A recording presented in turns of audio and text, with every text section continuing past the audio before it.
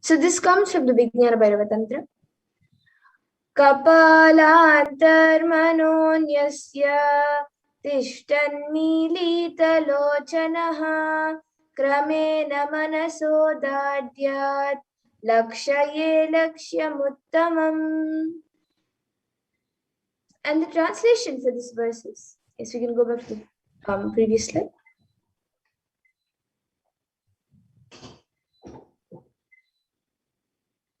The translation for this verse is, by fixing the mind on the inner space within the crown center and sitting stably without any movement, having the eyes closed in succession, by that stability of the mind in inner space through the power of the third eye, one directly sees the ultimate goal Lakshyam by having the vision beyond the sight that reveals any object or place, attaining the space of oneness with the source, Paramashivoham. And the next is the Apta Pramana, where Krishna initiates Arjuna into the power of third eye. Natu maam shakyase drashtu manenaiva svachakshusha divyam dadami te chakshuho pashyame yogamaishwaram. And in this verse, Bhagavan Krishna says to Arjuna, but you cannot see my cosmic form with these physical eyes of yours. Therefore, I grant you divine third eye vision. Behold my cosmic opulence. So in the Hindu Purana Bhagavad Gita, Bhagavan Krishna initiates Arjuna into the power of third eye. Behold Bhagavan Krishna's Vishwarupa Darshan, the vision of his cosmic form. And specifically in the 11th chapter of Bhagavad Gita, which contains the description of Bhagavan Krishna's cosmic form, is completely narrated by Arjuna as he sees Bhagavan Krishna through his third eye. Inside and outside broke. The Atma Prana, which is Atma Pramana, which is in Swamiji's own words. I was able around to me, above me, Swamiji himself. the whole 360 degree, 10 direction, below me, everything. I realized not only I was able to see, I was able to feel, experience. I felt that the skin of the stone on rock on which I was sitting and the skin of this body both carry me equally. In both I exist equally. The setting sun, rising moon, the whole Arunachala hill, all the plants, bush, shrubs, trees, everything, everything, everything.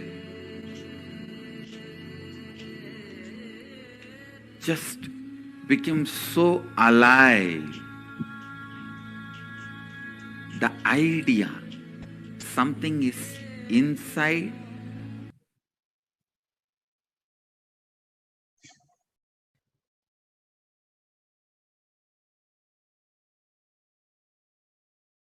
The Pratyaksha Pramana, or the empirical evidence from observation and scientific experimentation.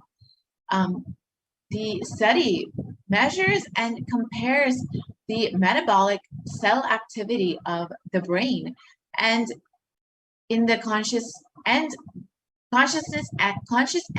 meditative state, which were being observed through the positron emission tomography so when doing daily activities, when in deep samadhi state, state, only the third eye region is active and almost 90% of the rest of the brain is at peace. And when doing regular activities, the high activity is measured in the brain where the third eye is located.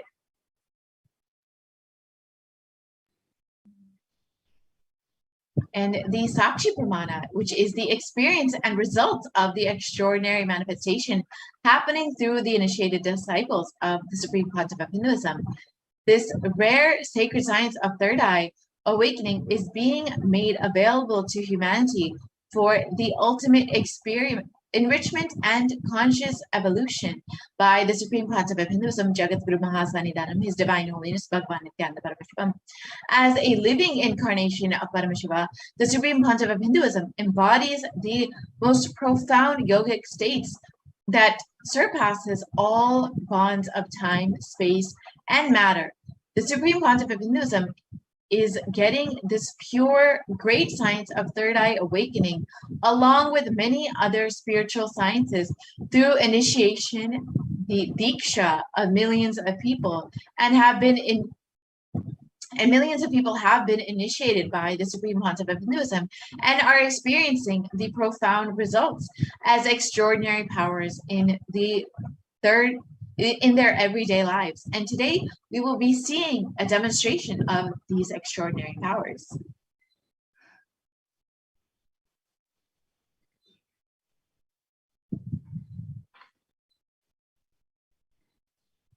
Yes, so now I have with me this I-band over here. So we can stop the screen share. So I have this I-band with me here, and it is certified by ophthalmologists. In front, it is a thick plastic, and behind that, it is thick black sponge, which will make sure that there's no light entering into my eyes. It will cover the entire area around my eyes. All of you can see.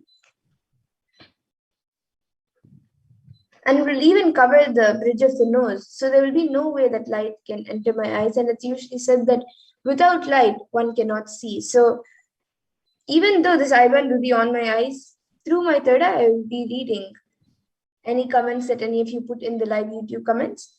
So now I have a volunteer with me who will be tying the I-band on my eyes.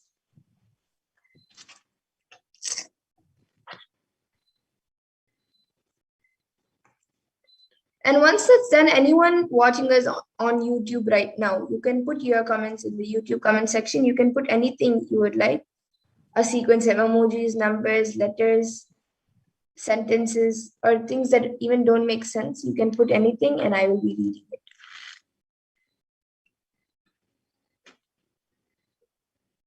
Yes, and you can see how the I-band is tightly placed on Mamadara's face without letting any light in. And if you can just look above, look below, and to the left and to the right, and you can see that there is no space for light to enter in anywhere.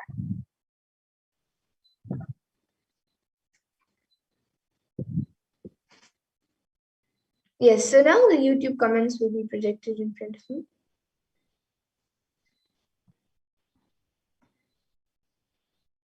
So now Mamadara will read any of your comments. Anything you would like, you can put in the comment section in YouTube, and Mamadara will read these comments completely blindfolded with just the power of her third eye, initiated by the Supreme Concept of Hinduism himself. Yeah, so we have the last comment from Piotr Wajda, Piotrwajda, and she has put Nithyanandam and 3 Namaskar emojis. And anyone else who would like to put a comment can put your comments. And as we wait for comments, with me I have this book, which is Uncommon Answers to Common Questions. So I'll be opening a random page in front of all of you, and I will be reading the page. So I'm opening a random page now. Okay, so I've opened a random page. I do not know the contents of this page, and I will be reading it right now. So this is page number 48 and 49. And page number 49 says, the first sentence is a continuation of the previous page. It says, lead you to the truth. Then it says, of course, as many faiths as there are, so many paths will exist. Ramakrishna says beautifully, Yatoma Tatopat. As many faiths, so many paths. Each and every person expresses his or her experience in a different way. For example, Patanjali says that chakra is the head, the crown is Sahasrara, which means literally a 1,000-petal lotus. But if you open people's skull with skulls, will you find 1,000-petal lotuses inside? Surely not. In some heads, you may find the mud out of which the lotus is born, but not the lotus. Then why does he say 1,000-petal lotus? It is a metaphysical expression of the experience that takes place when the energy reaches the Sahasrara. When the energy reaches the crown center, the experience is something like a 1,000-petal lotus blossoming. How beautiful is it? It is. In just that way, your being flowers. Your being expresses itself in all its glory. It is the metaphysical experience expressed using a physical example. But when the immature mind hears the expression, it tends to take the experience literally. So what happens is totally different, and what is understood is totally different. When one attempts to explain metaphysical experiences in ordinary language, the words can't keep up with the experience and tend to distort it. A seeker approaches an enlightened master, a Zen master, and asks, "Master, does an enlightened man speak?" The master replied, "No. A really enlightened person can never speak. Enlightenment can never be expressed in words. An enlightened person can never speak. And if he speaks, be sure," and then the story continues on the next page, "he is not enlightened." The man then asks, "So an enlightened person keeps quiet. He keeps mum." The master said, "An enlightened man can never keep quiet. If he keeps mum, be very clear that he's not an enlightened being. Because if you process enlightenment, you can keep quiet. But in enlightenment, you can never possess. Only enlightenment can possess you. If you possess something, you can keep it under your pillow or put it in your treasure box and keep quiet. But when God possesses you, you can never keep quiet. So if somebody keeps quiet, be sure he's not enlightened." And then the story continues. So all of you can see the previous page on page number 49.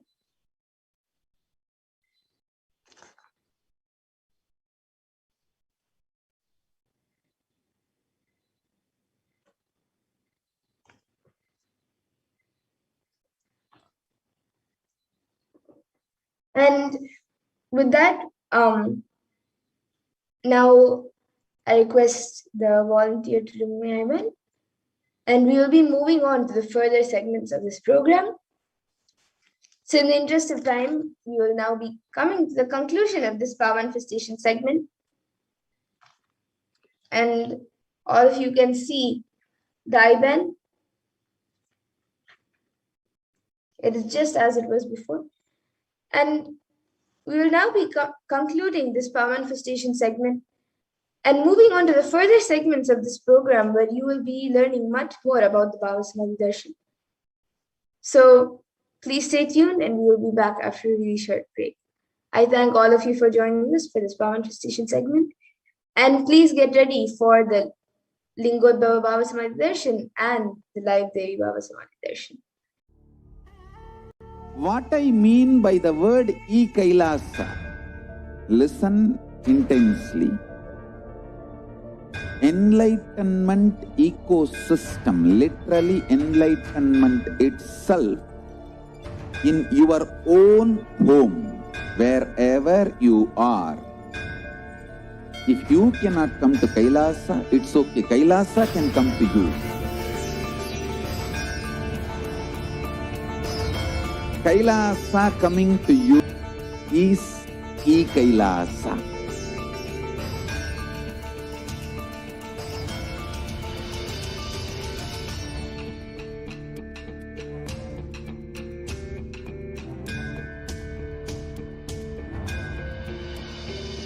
I will revive Hinduism.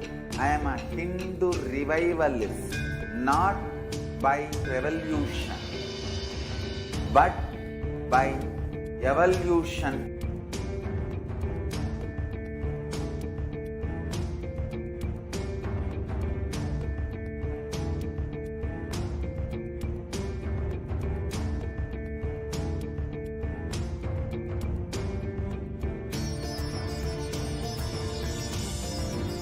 and setting model community.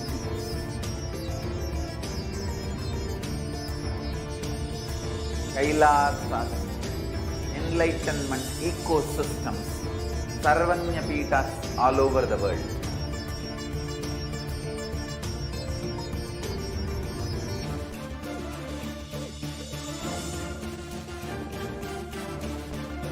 All powerful cognition, knowledge, only when you live, power manifestation and possibilities manifestation happens. This is a fundamental truth.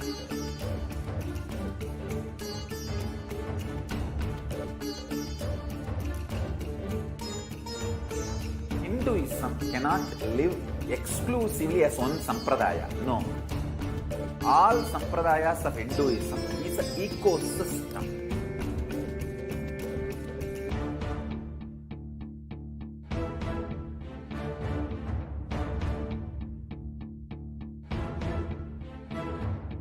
So don't keep quiet thinking that if one sampradaya is attacked, only that sampradaya is going to be affected.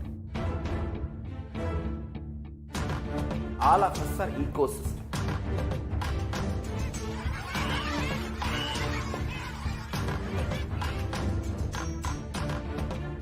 I invite all of you to get involved and enjoy Hinduism by the principle of Dharmo Rakshati Rakshitaha. When you protect Dharma, Dharma protects you. We will make the whole planet flourish spiritually. The spiritual prosperity will happen to the whole planet. We all have to coexist together.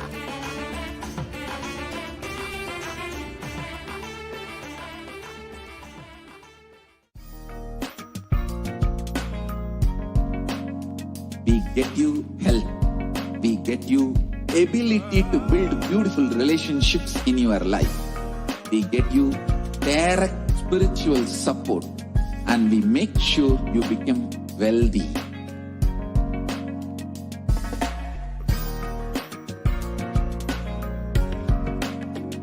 We won't stop giving you just good life. We will literally not stop till you live enlightened life. Manifesting the state of Paramashiva, space of Paramashiva, powers of Paramashiva, being of Paramashiva.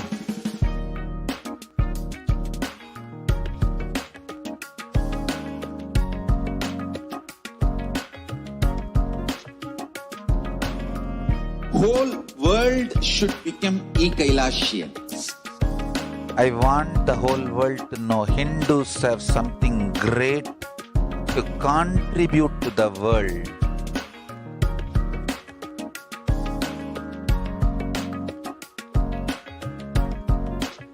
We have something great to contribute to the world. Let us do that.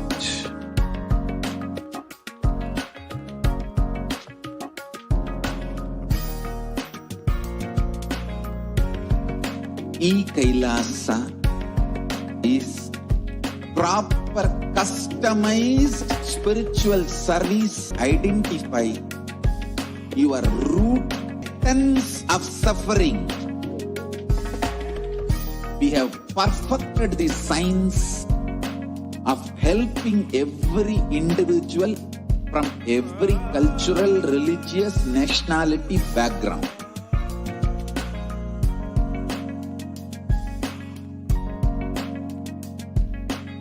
You will have lowest reactionary assumptions, highest awakened response, alive response for life continuously.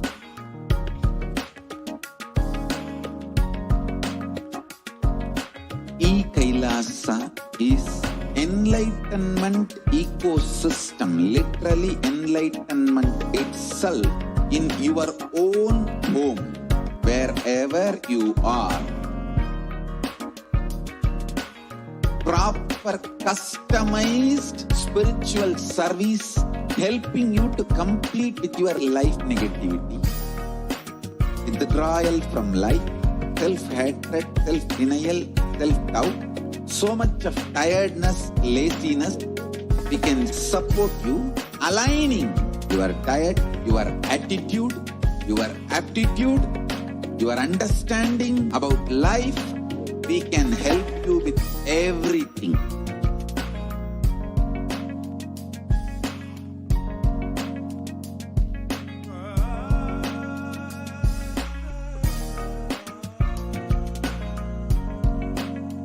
If you are interested in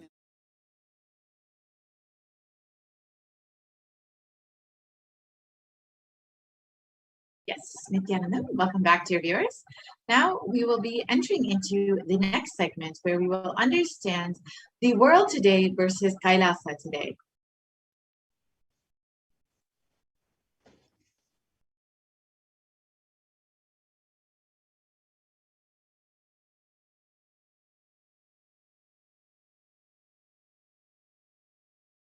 Yes, we can move to the next slide, please.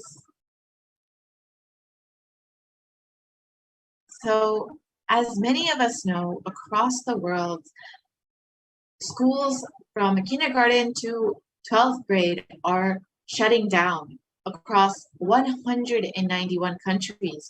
However, and as of mid-April, 191 countries had shut down all their primary and secondary schools, affecting almost 1.6 billion children.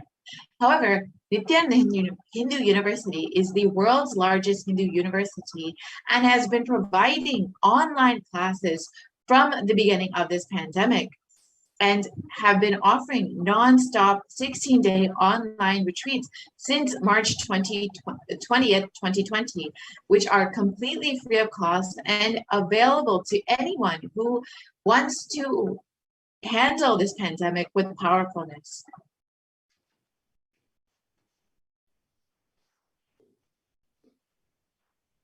And as we know, there has been a surge of suicide that has been increased due to this global pandemic. And having taken the responsibility to spiritually heal the world during the pandemic, Kailasa's Department of Religion and Worship, in collaboration with the Department of Human Services, have been offering Maheshwara Puja twice a month for the departed souls who have passed due to COVID, natural calamities, unnatural calamities, devastation, and for this year 2020 all the way till 2021 till date. Through the Maheshwara Puja, the departed souls are offered completion and liberation through sacred spiritual rituals offered at the feet of the 1008th living incarnation of Paramashiva himself, the Supreme Pontiff of Hinduism, Nithyananda Paramashivam. So let's now understand. Go ahead. Yes, so let's now understand the happening of Lingotbhava, which is mentioned in the Arunachala Purana. So Brahma is the creator and he is the creation principle. He was created and manifested from the creation principle of Paramashiva. Paramashiva's 5 heads. From one head, the creation principle manifests as Brahma, and from Brahma, creation happens. And the same way, Vishnu also manifested for maintenance. Vishnu and Brahma are attention-drawing, colorful action. They delude themselves that they're both ultimate, and between them they start fighting as to who is greater. Brahma represents knowledge and Vishnu represents wealth. Knowledge is required for creation and wealth is required for maintenance.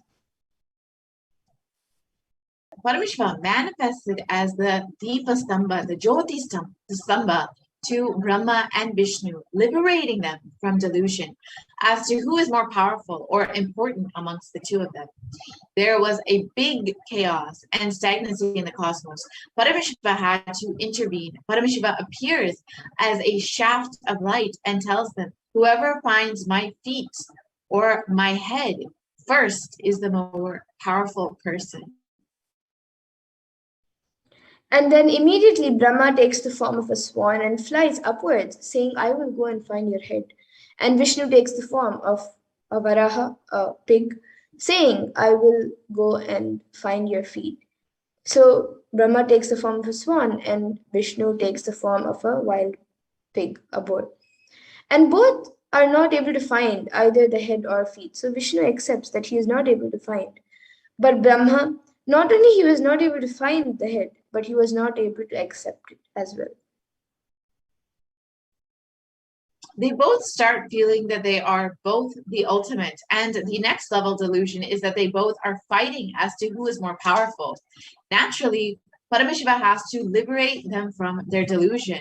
Neither creation nor sustenance is ultimate. Ultimate is liberation. Paramashiva pulls both of them out of delusion and liberates them. The moment Paramashiva appears as Jyotirlinga, he tells Brahma and Vishnu, whoever finds my head or my feet will be declared as supreme. Brahma becomes a swan and flies towards the head. The swan always lives in the lotus. He should have actually gone to find the lotus feet. Vishnu takes the form of a pig. The pig always lives in the forest. He should have actually taken the decision and gone towards Paramashiva's jatas, the forest. So both could not find the two ends. Vishnu goes on digging. Even then, he reaches only up to the calf muscle of Paramashiva. To mark that, he ties a bell on Paramashiva's calf muscle. That is why in all Shiva deities, there will be a calf muscle. And Brahma takes the form of a swan and flies, and his age is almost over. He then finds that he can head. He then sees a flower falling. He asks, the flower says, from Shiva's ears. He asks, since when are you falling? The flower says, for 4 Brahma's ages.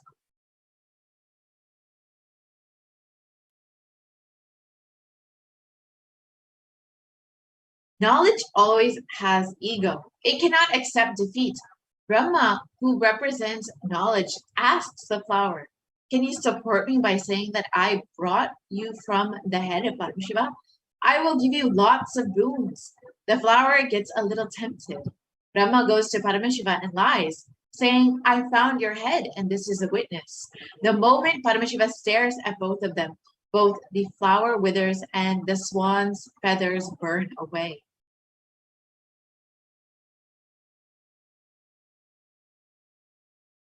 Brahma gets the curse that he will never be worshipped anymore, and the flower gets the curse that it will never be used in Shiva Puja. Then Brahma goes and does tapas and asks for forgiveness.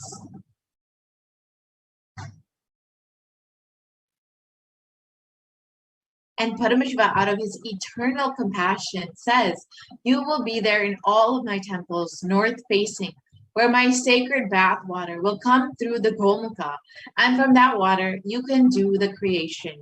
The flower was given the Shapa Vimochana, that once a year for Shivaratri day, the flower will be used for Shiva Puja, not in any other time. Even now in Tiruvannamalai, the Lingotbhava will be worshipped with Tayampu only on Shivaratri. You need to understand the deeper layers and meanings. Knowledge and wealth cannot show you the ultimate, and it is not the ultimate. Enlightenment alone is the ultimate.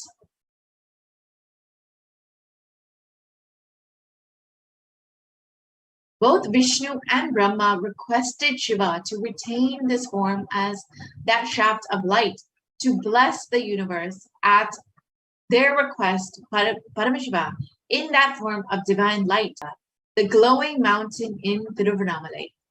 Due to his promise, Paramashiva retained his form as Arunachala mountain, the Shivalinga, called Arunachaleshvara, at the temple in Tiruvannamalai, and is incarnating continuously, keeping the unbroken lineage of enlightened beings in Tiruvannamalai till date.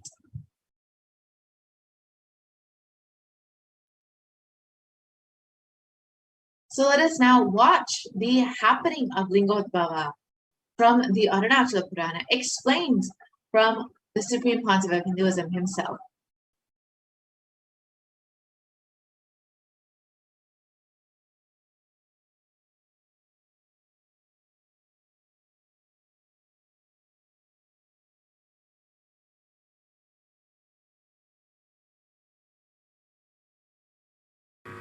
Life is life.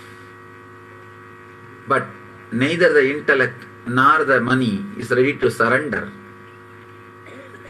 Intellect tries to find the head.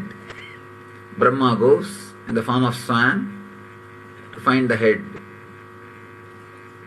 Vishnu goes in the form of pig to find the feet. Both of them are trying their best. Vishnu goes.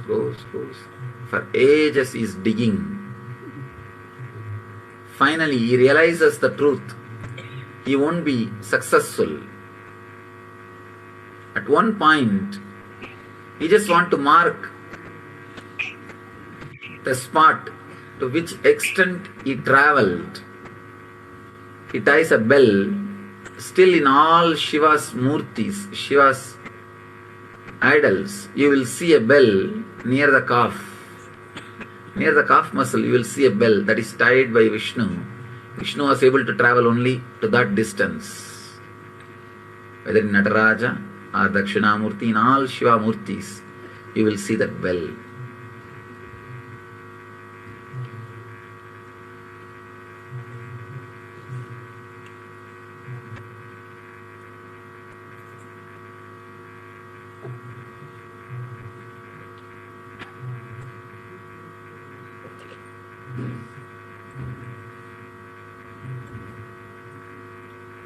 Vishnu tried, he understood, he realized he can't see, he can't achieve, he can't get the truth. One important thing, truth is revealed in this. When you run behind the money to achieve the eternal happiness, Nithyananda, at one point you will realize the money can't give you that. That is what is meant by this line, by this story. Vishnu realizes he can't achieve, he can't find, he surrenders. If you travel,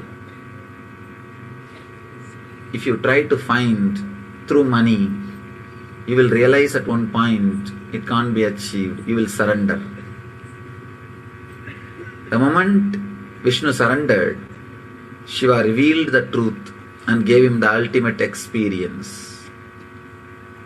But Brahma, intellect, cannot surrender. That is the biggest problem. If you travel in the path of intellect and try to find the truth, not only you won't find, the big difficulty will be you will not be even having that humbleness to accept that you will not find or you have not found. You will not have that humbleness. You will not be able to surrender. You will not be able to relax. You will not be able to say that you have not found. Not only you won't be able to say you have not found, you will try to bring all false witnesses. Brahma, not only he was not able to find, he can't accept that he did not find.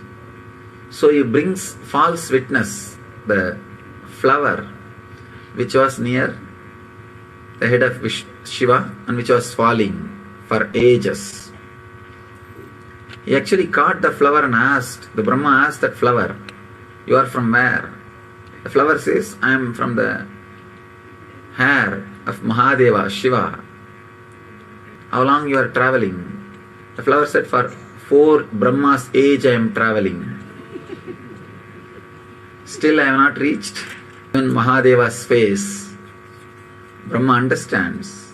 He has only one age, means one kalpa. This flower is traveling for 4. He understands he can't find, but he can't surrender.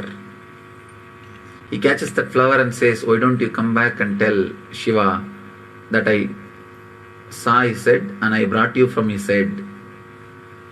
Flower says, "I don't have a problem. After all, I am going down. I can do a small favor for you." Understand, if you try to do something wrong, even for doing good to others, you are in trouble. Even for doing good to others, if you try to do anything adharmic, anything which is not right, you are in trouble. This flower thought, after all, Brahma is asking me a small favor. Why can't I do? He said, okay. And Brahma comes down and says, I found your head and this is the witness. Shiva knows where he kept the flower. That is the biggest problem. Again and again this intellect thinks it can hide from enlightened being. It can do whatever it wants and it can escape. It can get away with it. Understand? Enlightened being is a person who played with his intellect. So you can't play with him with your intellect. But we always miss the game, thinking that we can play with him with our intellect. He played with his intellect itself. And how can he be caught by your intellect? No. You are playing with intellect. He played with the intellect itself. Brahma tried to play with his intellect to Mahadeva. Mahadeva straight away knows the truth. And he just says only one thing. Because you tried to play with your intellect, let you not be worshipped in the planet Earth. You are not worthy of worship. And he says to that flower, just because you told a lie, you have been a false witness, you will not be used anymore for my worship. And the moment both of them realized their mistake, the flower and the Brahma, both fell at the feet of Shiva and cried, please forgive us. Surrendered. The moment they surrendered, Shiva forgives both of them and releases them from the curse. Shiva says, as an exemption, you will always be worshipped in my temple in the north side. In all Shiva temple, northern side, where the Tirtha, the holy water comes out, you will see Brahma's Murti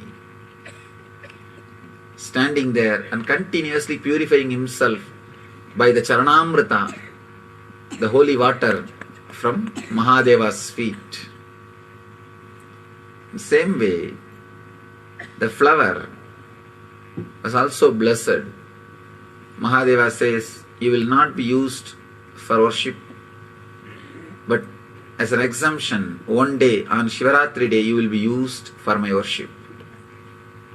This is the very day Mahadeva expressed himself, appeared in front of Vishnu and Brahma and gave them enlightenment, the ultimate truth.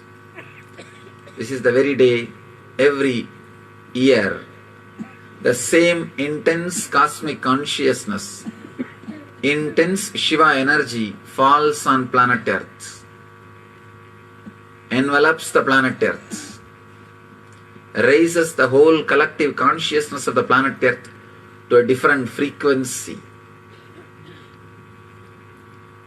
You are all blessed to spend beautiful time in the energy field in the presence of an enlightened being. Do not waste your energy just running behind intellect or comfort. Intellect and comfort, both of them are utility in the life. It is needed for a certain level, but that is not life itself. Life is far beyond the currency and logic. Life is something to be intensely lived, loved, experienced beyond logic and currency. Vishnu represents the Mamakara, identity you carry within you and believe as you. Brahma represents the Ahankara, the identity which you project to the outer world. Neither Ahankara nor Mamakara can realize the truth, can give you the truth. Only the cosmic energy, your very being, which is beyond Ahankara and Mamakara, only that can show the truth to your very being. Shiva, who is cosmic consciousness, is embodiment of existential energy, takes you beyond Ahankar and Mamakar, because neither Ahankara nor Mamakara can reach, can understand, can realize Mahadeva. Take this moment, take this opportunity to go beyond Ahankara and Mamakara and unclutch yourself from these two and experience Mahadeva, Shiva. Intensely pray to that energy. Please understand, praying is trying to tune yourself to that energy. Don't think prayer is just empty words. Prayer is nothing but expressing the truth through intense sankalpa. If you express it just with your sankalpa, it's meditation. If you express it on the divine help, it is prayer. Intensely create a deep prayerful mood, prayerful feeling, and recite Mahadeva's name, the Maha Mantra, Panjakshara, with your whole being, and pray to him. Let him reveal himself to you. Let him reveal the truth to you. Let him give you the ultimate experience, which is beyond intellect and money, which is beyond Ahankar and Mamakar. The truth which is revealed to Vishnu and Brahma, let it be revealed to you. Mahadeva appeared as the cosmic fire, cosmic consciousness. The same moment, exactly this very moment, to bless, to enlighten Vishnu. Shivoham, Shivoham.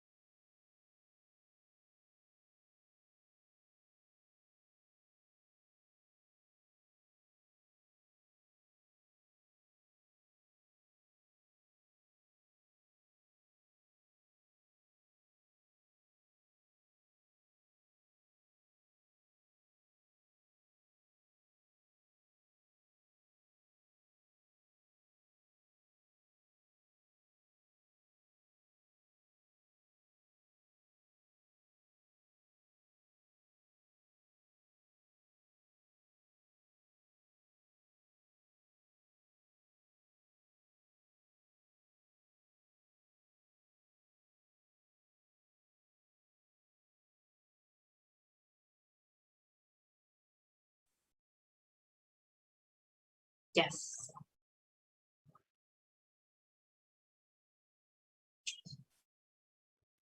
So let us understand the significance of the Lingotbhava story revealed by the Supreme Concept of Buddhism. So Vishnu represents the mamakara, the identity you carry within you and believe as you. Brahma represents the ahankara, the identity which you project to the outer world. Neither the ahankara nor the mamakara can realize the truth or give you the truth.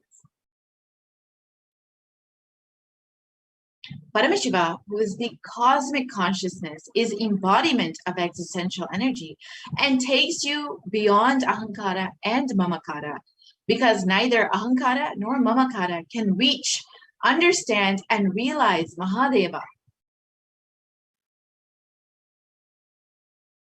There is a great significance in this story. You cannot attain Nithyananda, eternal bliss, with either intellect or with money. Going upwards like Brahma is rajas, passion without value.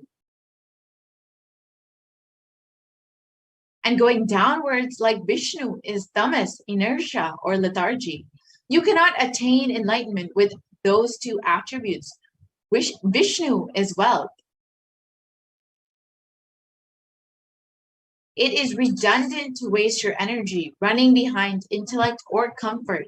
Whether intellect is greater or wealth is greater, neither can lead one to the ultimate truth or the ultimate bliss.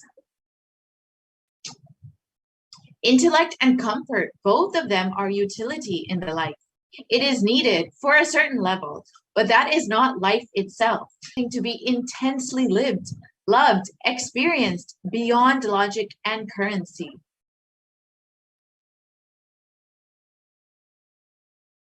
So the Shastra Pramana, the scriptural reference for Paramashiva's threefold promise to humanity, appears in the Arunachala Purana. The living incarnation of Paramashiva has been promised from Paramashiva from the time of the happening of Lingotbhava. The Paramashiva lineage represents the tradition of the Gurus, the enlightened masters in Tiruvannamalai, also called Arunachala, starting from Paramashiva himself. The lineage of Paramashiva prevails to fulfill Paramashiva's promise to humanity, to be an eternal guiding force through an unbroken lineage of living Gurus hailing from Tiruvannamalai to sustain the enlightenment ecosystem. Paramashiva appears as the infinite effulgence of light called the Lingotbhava in Tiruvannamalai to bless humanity. The Arunachala Purana, the epic history of Arunachala, reveals that at the point in time, Lord Paramashiva made a promise that he will always be in Arunachala or in Tiruvannamalai in three forms, as the Arunachala, as the Jyotirlingam, the Arunachaleshwara Shivalinga deity in the temple, and in the form of the living incarnations in the holy town of Tiruvannamalai. So the Kshetra of Tiruvannamalai is the very place on earth which Paramashiva declared as his home thousands of years ago in the three divine forms, the sacred hill Arunachala, the Linga Arunachaleshwara, and in the form of the incarnation of Paramashiva, who lands time and time again in the human body. In a fourth form, which was not declared by Paramashiva and yet still seamlessly manifested, he lives as the Shiva Sarva Guha Shaya, as Shiva, the one who resides in the hearts of all. So, as we all know, the sacred hill of Arunachala is still standing in Tiruvannamalai as a guiding force for everyone there, along with the Linga in the Annamalaya temple in Tiruvannamalai. And of course, the living incarnation of Paramashiva himself, the Supreme Pontiff of Hinduism, Jagat Guru Mahasannidhanam, His Divine Holiness Bhagavan Nithyananda Paramashivam, who has landed as the guiding force for humanity to bring them the superconscious breakthrough, to guide them to enlightenment as promised by Paramashiva himself in the Arunachala Purana. This is true, especially among the townspeople of Tiruvannamalai, for whom Arunachala is Antarayami, their most supreme Lord, making it possible for Paramashiva to appear again and again as one among them. Adhering to his most compassionate boon for humanity, Paramashiva himself comes down to planet Earth and guides Vishnu and Brahma in creating the enlightened civilization of Tiruvannamalai. Since then, Tiruvannamalai has been serving not just as a beacon for the human beings who seek the most supreme truths as the cosmic beacon of light, which allows for other worldly beings to descend and ascend the 14 planes of existence and ultimately unite with Paramashiva himself in the primordial form as Lingotbhava. Since the time of Paramashiva appeared in the form of the effulgent column, the place has been witness to all the different yugas and the slow degradation of the original dharma set forth by Paramashiva.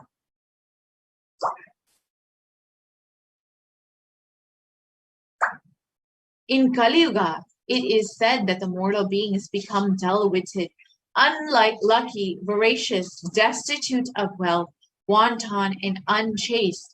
Countries will be ravaged by robbers and miscreants. The Vedas will be condemned by heretics.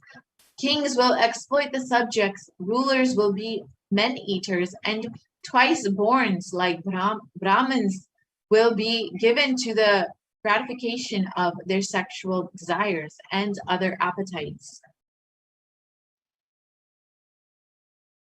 The living incarnation, as Paramashiva promises his beloved friend and disciple in the Bhagavad Gita, when he incarnated on the planet Earth as Bhagavan Sri Krishna.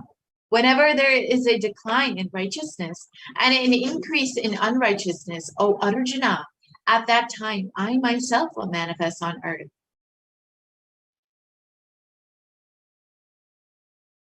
And being cognizant of the fear caused by the asuras who were ravaging the planet Earth, Paramashiva decided it was time to come down and protect those who love him.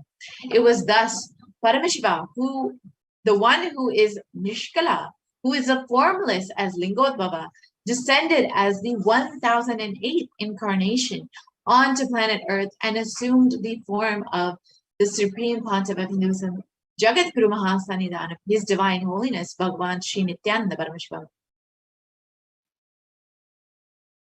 And in the Arunachala Mahatmyam, it describes the shaft of effulgence, the Tejastamba, which manifested such that it was perceived as a linga.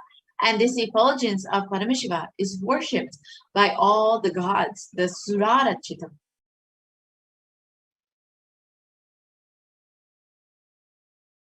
And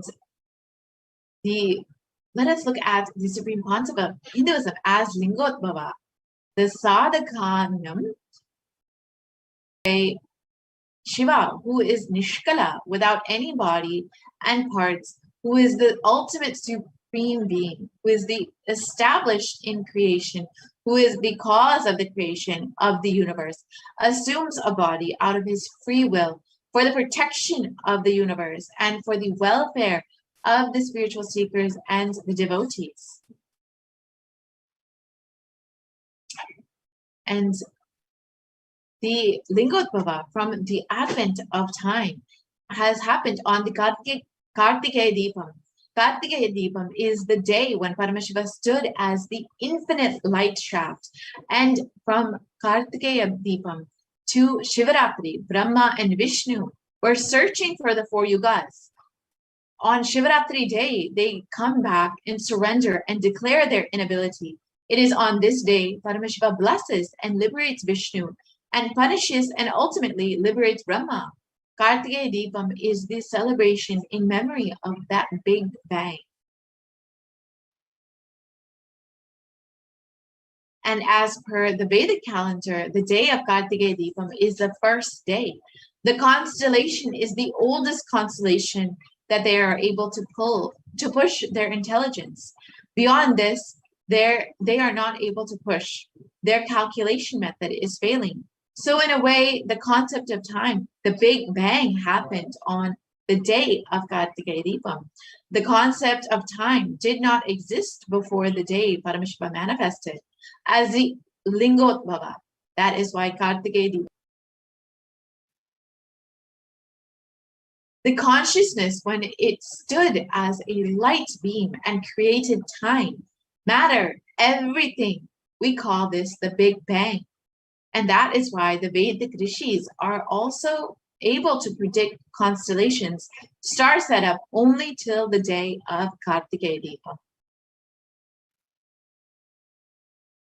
And the sun, we know, is the junior to the Lingotbhava, the infinite shaft of light of Arunachala, the Big Bang. After the sun, born 20 galactic years back, Earth cooled to support life. This happened around 17 galactic years back.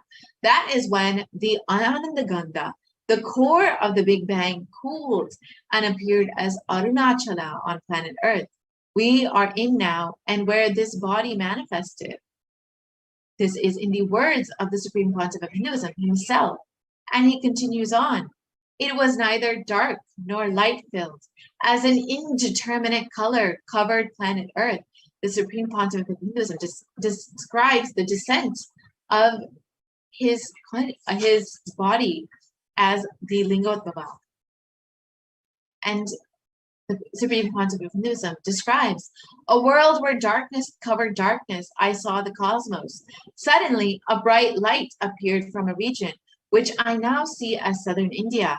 At that time, I did not know where it was. Borders are what we draw. Where is their border in the cosmos? I entered that light in the form of a brilliant meteor. At the very next sight that I perceived with my inner eye was Arunachala, and I knew that I had assumed the body once more. I had entered the womb of my mother.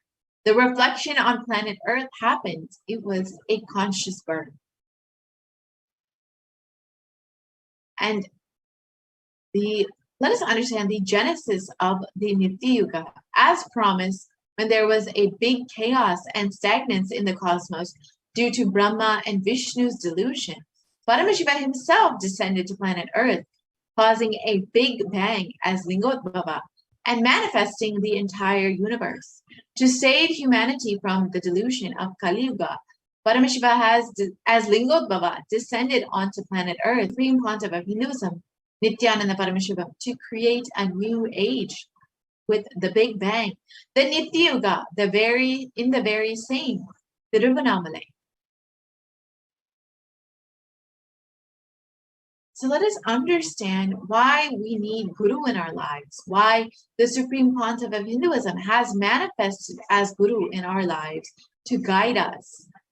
So the Shastra Pramana, the scriptural reference from the Guru Gita, describes the supreme state is easily attained by those who think of nothing else but me. Therefore, strive to the utmost to propitiate the Guru. So who is a Guru? The Guru or Master is not a vyakti, a person as you imagine. He is a tattva, a principle. He is simply a physical representation of the divine. In the Vedic tradition, the spiritual teacher, the Guru or the Master, is said to be more important than God himself. God is always and everywhere, but it is the Guru who opens the disciples' eyes to God. The Master is the one's own experience of the divine.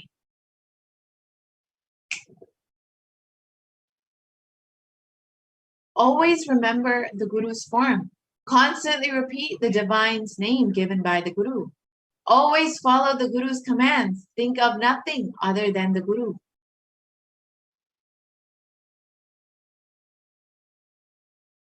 And the Guru Gita continues on.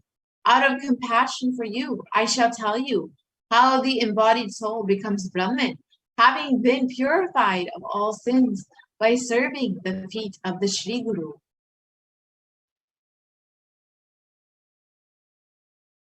So all that you have to do is make yourself available to receive the divine grace, the blessings of the Guru, the Supreme Pontiff of Hinduism himself, Paramashiva himself, who has descended as Lingotbhava, as the promise given to humanity to continuously appear and continuously guide humanity again and again, to guide them into the new age, to give the superconscious breakthrough. So let us listen to the Supreme Pontiff of Hinduism himself on the importance of making yourself available to the Guru.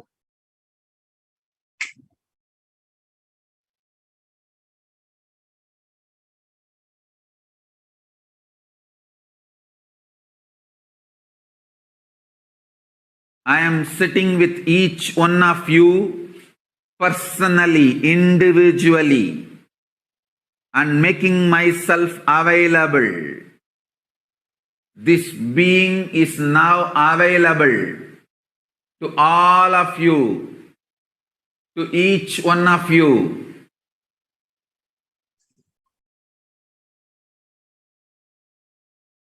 I am making myself available to each one of you.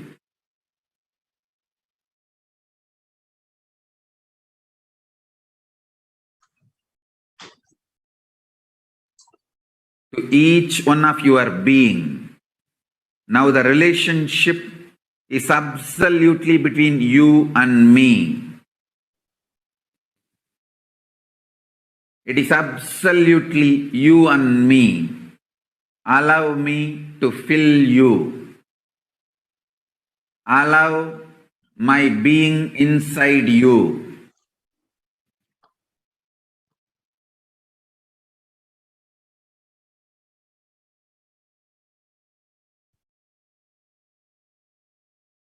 When you start tasting my being, all your past fears, greeds, powerlessness, everything will just become irrelevant. You will be showered with the boons you aspired for and you can never even imagine. You will understand the highest, ultimate dimensions of the life and universe. If you have been begging for a few tons of gold, you are going to be granted hills of diamonds. Not just few tons of gold which you are aspiring, hills of diamonds. Beyond you can even ask or imagine. So understand, all your fears and greeds will become irrelevant. The first thing Paramashiva's being, me, going to do in you all, manifest my state, space, powers intensely. Make yourself available for every session. Nothing else is needed. Just make yourself available.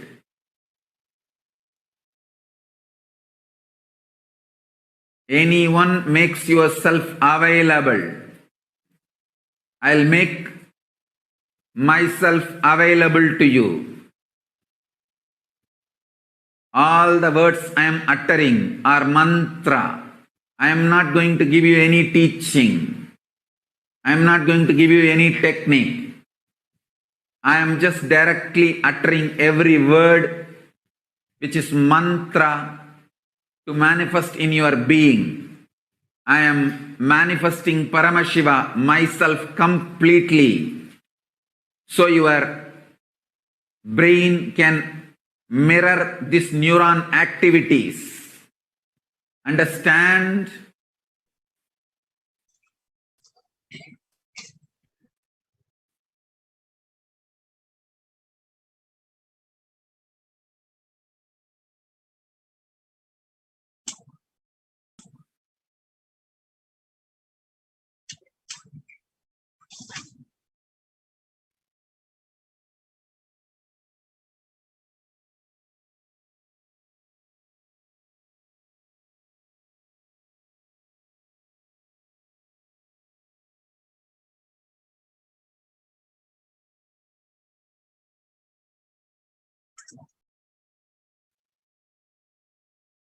So now let us understand how we can manifest Lingotbhava instantly.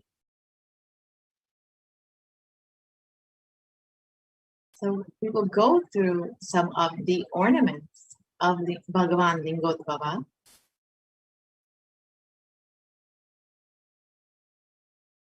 So if you would like to submit your prayer request to Bhagavan Lingotbhava, you can go to the tiny.cc/BSD prayer request and submit any of your prayers that you would like to ask for blessings.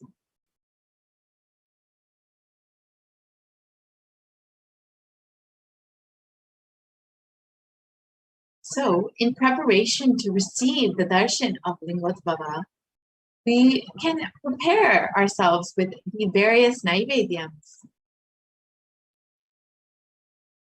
that we can offer, which include the black gram, the urad dal vada, the black sesame seed laddu, and the sugar sweets, and the dried fruits. So if you would like, you can take a few moments and get yourself prepared for this darshan by preparing yourself with these naivedyams. I will give a few moments to prepare yourself and start the preparation of these naivedyams.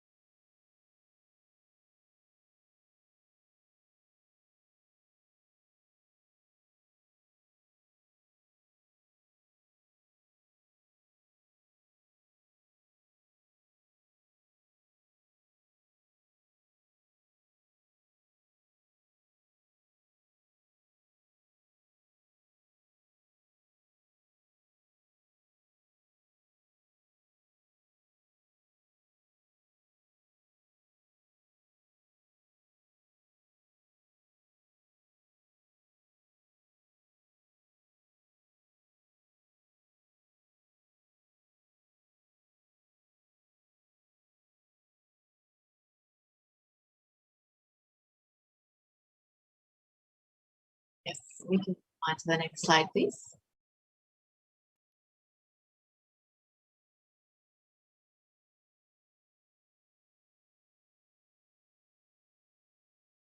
So let us understand the manifestation of Lingotbhava through the Supreme Pontiff of Hinduism, Jagat Guru Mahasanidhan, His Divine Holiness, Bhagavan Nithyananda Paramashivam.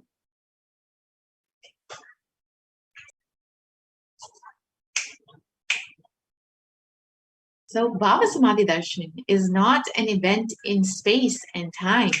Rather, darshan at the moment when we are lifted out of the space and time.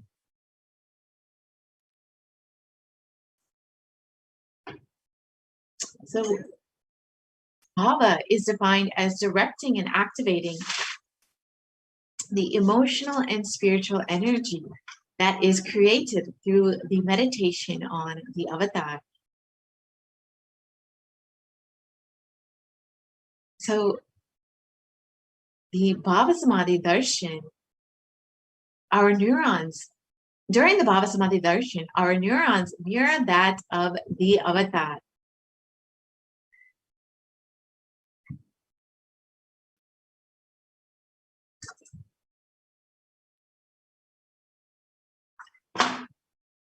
The mirror neurons activate and process all the observed movements or information of the avatar just by seeing and without the physical act of imitation. That is our entire body silently and without movement recreates what is happening distances far away, experiencing the superconscious energy radiated by the avatar.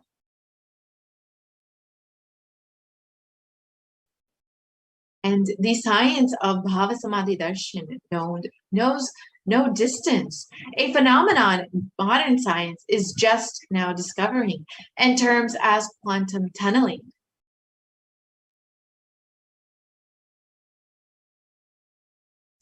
Our thoughts per second reduces significantly and we relax into the space beyond thoughts, the thoughtlessness becoming mentally at ease in coexisting dimensions beyond duality. We and the divine become one, unconditioned by the parameters of time and space. And a science that Einstein could not believe, and today researchers are exploring it to be true. Let us watch this research by Caltech about the quantum entanglement simplified.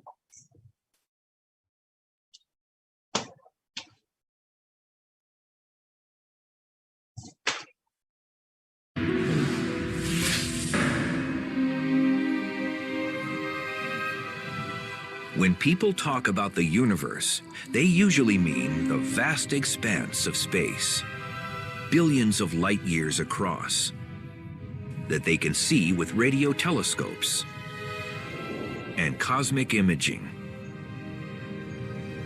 They think about stars and galaxies and planets and all the big stuff out there. You have astronomical bodies moving under the force of gravity. There are laws of nature, and you think that the laws are right once and for all. However, there is another universe, an unseen world that governs everything we see. When we go down in size, trillions of times smaller, to the microscopic world, the rules are much less intuitive than the ones we're used to from the large-scale world. The magic of the microscopic universe begins at about a 10/1000th of a meter, or the size of an atom. Matter behaves so differently at this level that scientists have developed an entirely new set of rules to describe what's going on. They call it quantum theory, and what it's... This baseball represents a subatomic particle, like an electron or a photon of light, that routinely does all sorts of weird, strange things in the microscopic universe. The subatomic version of this baseball can be invisible, can go through solid objects with ease, can be in multiple places at the same time, and can seemingly go backwards in time and change the past. This means I could throw this microscopic baseball to first base and to home plate at the same time, or change the seemingly predetermined outcome of a play while it's still going on. Now, this is the stuff of science fiction, but really, we know it to be true, or at least it appears to be true in our quantum world. We get all sorts of weird things happening. If scientists can understand how these weird things work, they'll be able to put them to use in our everyday world, revolutionizing modern computing, and perhaps even allowing us to communicate across the cosmos instantly. The key to making these miracles come true is a process called quantum entanglement, and scientists are already harnessing this astounding discovery for both civilian and military purposes. In quantum physics, what happens to an object over here can instantly affect an object over here, and over here could be millions of miles away. Yes, we can continue playing the video. Sorry about that. So we will be right back with that video. And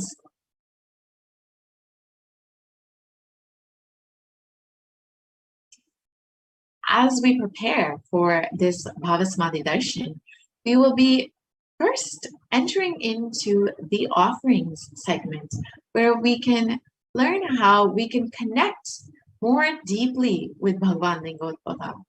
As we all know, Bhagavan Lingotbhava, Paramashiva himself, has promised to humanity that he will always make himself available, that he, as the hill Arunachala, the Linga, the Arunachaleshwara Linga, and as the Guru, the incarnation of Paramashiva, and the blessing in our lives, that we get to have the Supreme Pontiff of Hinduism himself, the incarnation of Paramashiva himself, as our Guru, as he has promised to continuously guide us, to continuously bless us, to continuously give us the enlightenment experience, and to continuously bring humanity the superconscious breakthrough.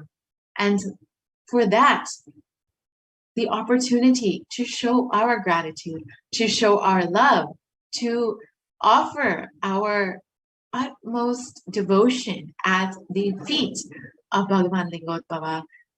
And now we will enter into the offerings segment. So the visual representation of Paramashiva is described in the Kamikagama in the Purvapada. The 5 faces, 10 shoulders, effulgence of crystal, 3 eyes, tranquil composure, crest adorned with crescent moon, locks of matted hair, bound with the serpent, mounted on the lion throne, constituted of mantras, seated on the white lotus designs on the throne, adorned with the various ornaments such as the earrings, the karnika, the hara, the kati sutra, the bandhana, the keura, the kataka, the channa vira, and others.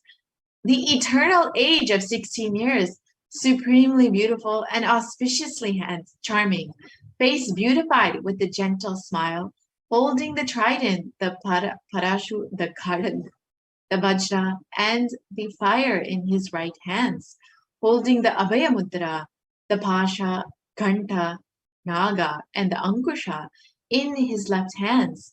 Or the weapons held in the hands are told in a different way.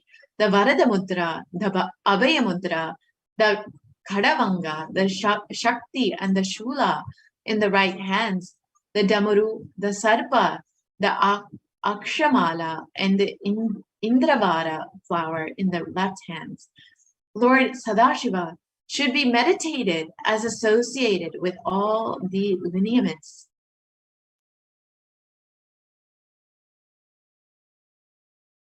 So offering anything to the lotus feet of Paramashiva is the giving of a divine gift of pure love, devotion, and oneness. And it consists of 2 parts: the giving, which is done by the disciple, and of course, the accepting, which is done by Guru or God. Only when the divine accepts what one offers, the offering becomes complete. Offering is not made out of fear nor greed. It is purely from this space of love and devotion and gratitude for the divine happening in our lives. When an avatar lands, the offerings are purely a part of the grand Leela played out for only the purpose of enlightenment. And as Bhagavan Lingotbhava has promised, again and again he will land, and again he will guide us to the experience of enlightenment. And as part of his Leela, these offerings have been made available to each and every single one of us. So let us look at some of the offerings that we can make to Bhagavan Lingotbhava. The first offering is the Sankalpa offering, which is the pramana for the Sankalpa offering is described in the Shiva Sankalpa Suktam in verse 2 from Rigveda.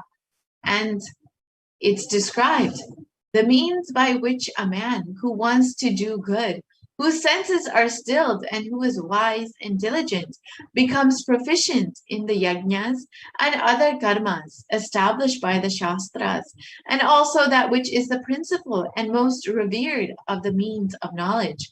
My mind, may you have good intentions. And this is from the Rigveda. So the offering of the Sankalpa, which is the conscious resolution at the feet of the divine, is a sacred and conscious act of aligning our straying mind into empowering our declarations with the auspicious will, power, and manifesting energy of the divine to manifest our intentions into reality and for living an enlightened and spiritual lifestyle.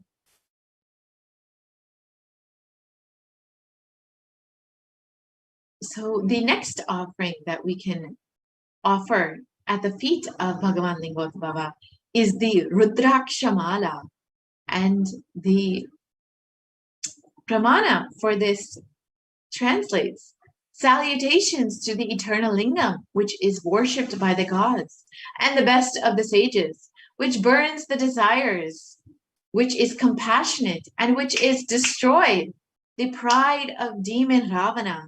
Salutations to that eternal lingam.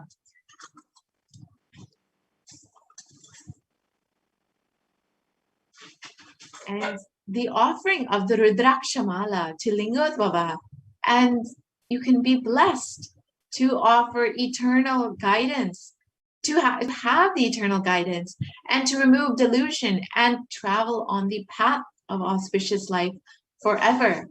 And you can visit tiny.cc/BSD Lingotbhava to make your offering. And the Rudraksha is known, sorry, we can go back to the last slide. The Rudraksha is known as the teardrop of Paramashiva. It is a storehouse of enlightened energy, which it can radiate forever.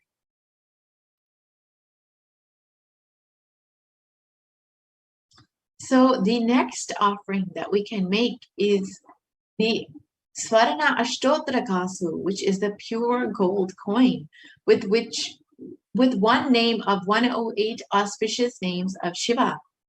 And the pramana for this translates, salutations to the eternal Shivalingam, which is decorated with gold and other precious gems, which is adorned with the best of the serpents wrapped around it, and which destroyed the grand sacrifice, yajna of Daksha. I salute that eternal Shivalingam.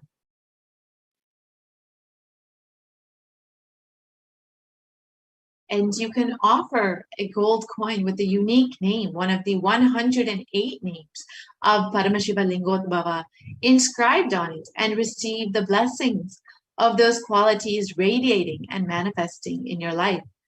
Each name of Paramashiva, of Bhagavan Lingotbhava, is a description of his various forms, of his various qualities. And each of these kasus, these gold coins, will have inscribed on it one of the various names of Paramashiva, which when you offer one of these Svarana kasus, these golden coins, you can experience that same quality, that same aspect of Paramashiva in your own being, whether it is the pure compassion of Paramashiva, or it is the eternal bliss of Paramashiva, or it is the the knowledge of Paramashiva, whatever aspect or quality that you want to experience of Paramashiva, the offering of this Svarana Kasu, the offering of this pure gold coin with the name inscribed of Paramashiva on it will give you that same experience. So you can offer one or any number of coins in various sizes, with each one inscribed with the auspicious names of the Paramashiva Lingotbhava. And you can offer in various sizes the $75, the $150 gold coin, or the $250 gold coin. And the next offering is the Svarna Mrityunjaya Mantra Kasu, the pure gold coin with the Mrityunjaya Mantra on it. And the translation of this, the Mrityunjaya Mantra: salutations to that fragrant Shiva of 3 eyes, the one who nourishes all living entities. May he help us sever our bondage with samsara by making us realize that we are never separated from our immortal nature. The Mrityunjaya Mantra, which was chanted to literally liberate you of birth and death, has been, you can offer this Mrityunjaya Mantra on the pure gold coin to also have this same experience, to literally liberate you from bondage of samsara and to make you realize your immortal nature. So offer this gold coin to be protected from untimely deaths, accidents, and untoward incidents. Receive the blessings to have protection of Paramashiva for yourself and for your family.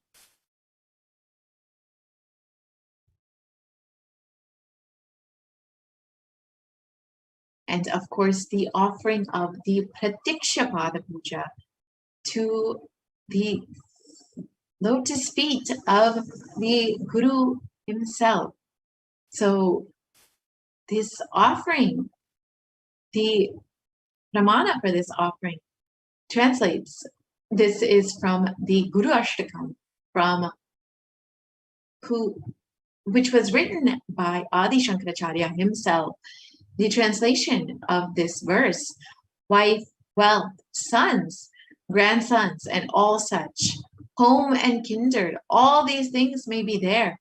Yet if one's mind is not centered upon the lotus feet of the Guru, what then, what then, what then?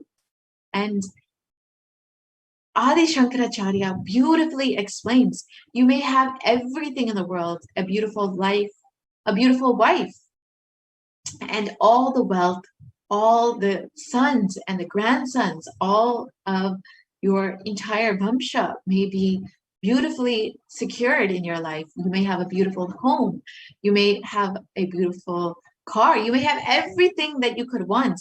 But if your heart is not fixed upon the Guru's feet, then what is the use of all of these things? What is the use of all of your possessions, your relationships, everything, if you do not have the happening of Guru in your life, if you do not recognize the happening of Guru in your life? So offer the Pratikshapada Puja and receive the auspicious blessings for a strong and intense Guru-disciple relationship. And you can experience the greatest happening in your life, the happening of Guru in your life. And of course, when you have Guru when you have Avatar as Guru, when you have the incarnation of Lingotbhava, Paramashiva himself as Guru, it is the Uttamottamam, the greatest of the greatest happenings that you could have in your life.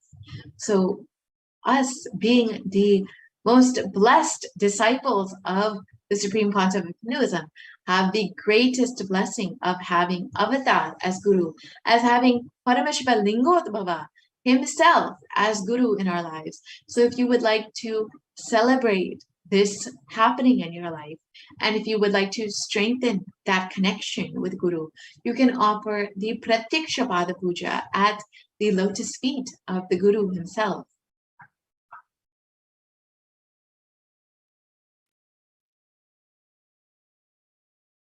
And the next offering is the Jatalankara Seva, which is a offering of pure love and devotion to the Guru to manifest, to protect, and guide the disciples on the journey of enlightenment. So the Jada Alankara Seva, which is the offering of the Alankar to the Jatas of the Guru, is a beautiful offering that each of us can make. As we see every day, the Supreme Pontiff of Hinduism, Swamiji himself, appearing every day, blessing us and guiding us.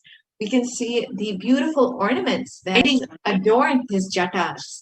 And if you would like to offer one of these ornaments, you can sign up today and offer the beautiful ornaments for adorning the jatas of Swamiji himself, and receive all the auspiciousness in your life. The next offering is the Vastra Alankara Seva, which is described as the Guru should beautify the linga with the 3-stranded sacred thread, the upper garment and the waistband. He should adorn the linga with golden cloth and golden belt. And traditionally, this seva is offered for better physical and mental well-being and healing from any illnesses. So you can offer the Vastra Alankara Seva to the feet of Bhagavan Lingotbhava and receive the blessings of strong physical and mental well-being and the healing of any illnesses in your life.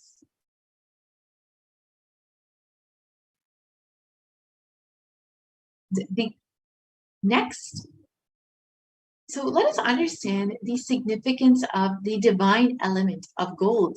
Many offerings, as many of you may know, are done in gold. In any temple that you go to, in any organization, in anywhere you go, usually when we are offering something to the divine, whether it is the Guru or God, we usually offer in gold. So let us understand why we offer in gold. What is the significance of the divine element of gold? And the Atharva Veda describes, triply born by birth is this gold. From the atoms of Agni is one. It becomes dearest to Agni. One fell away from Soma when it was hurt. One they call the seed of virtuous and powerful Apaha, the watery molecules. Let that triple gold be for your long life. Gold is a divine element. It purifies anything that it touches. It is an element of spiritual significance and great spiritual power. It has the power of healing and enlightenment. The vibration of gold has the power to infuse sattva energy and positive thought currents in anyone who wears and anyone who sees or operates in its vicinity. Gold is a permanent and most auspicious gift for eternal transformation of not only or the one who breathes the air around it, but more importantly, for the one who gives the offering of gold.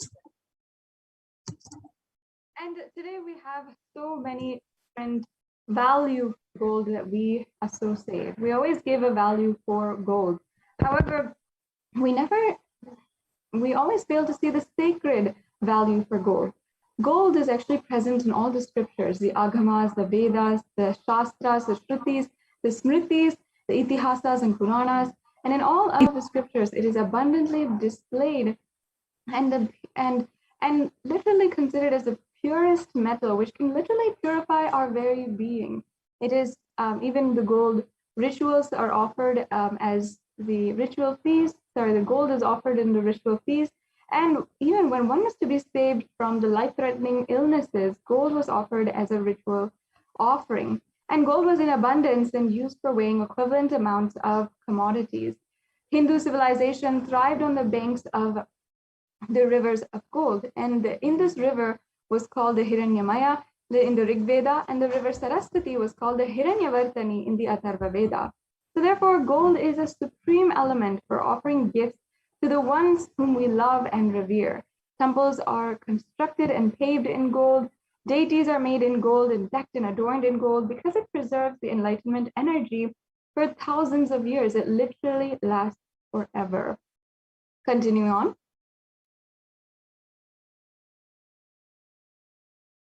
So let us understand the different offerings in gold that we have for Bhagavan Bhagavan Lingotbhava today. And you'll see that many of these offerings are things that we are offering in gold, because when we place value and sacred value in our relationship with the divine, we are making it out of gratitude for the divine. Now, this Swarna Bhilva Patra is the first offering that you see here. And there's a beautiful verse here that says from the Shiva Purana that it is said that offering one Bilva leaf to Bhagavan Paramashiva is equivalent to donating 1,000 elephants, horses, or even the most auspicious Kanyadhan. So actually, it's a very, very auspicious offering. We can go on. And the Bilva Patra is regarded as a faith.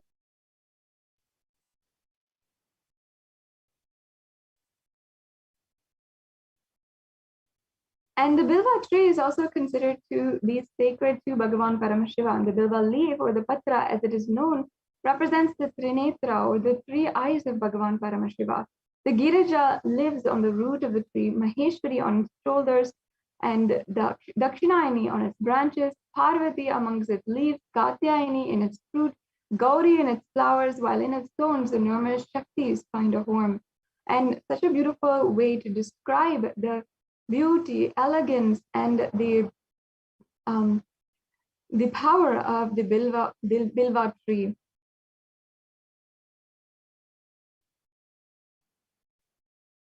We also have here the Swarna Padma Pishpam, and that is the golden lotus. And there's hundreds of scriptural references for the golden lotus being offered.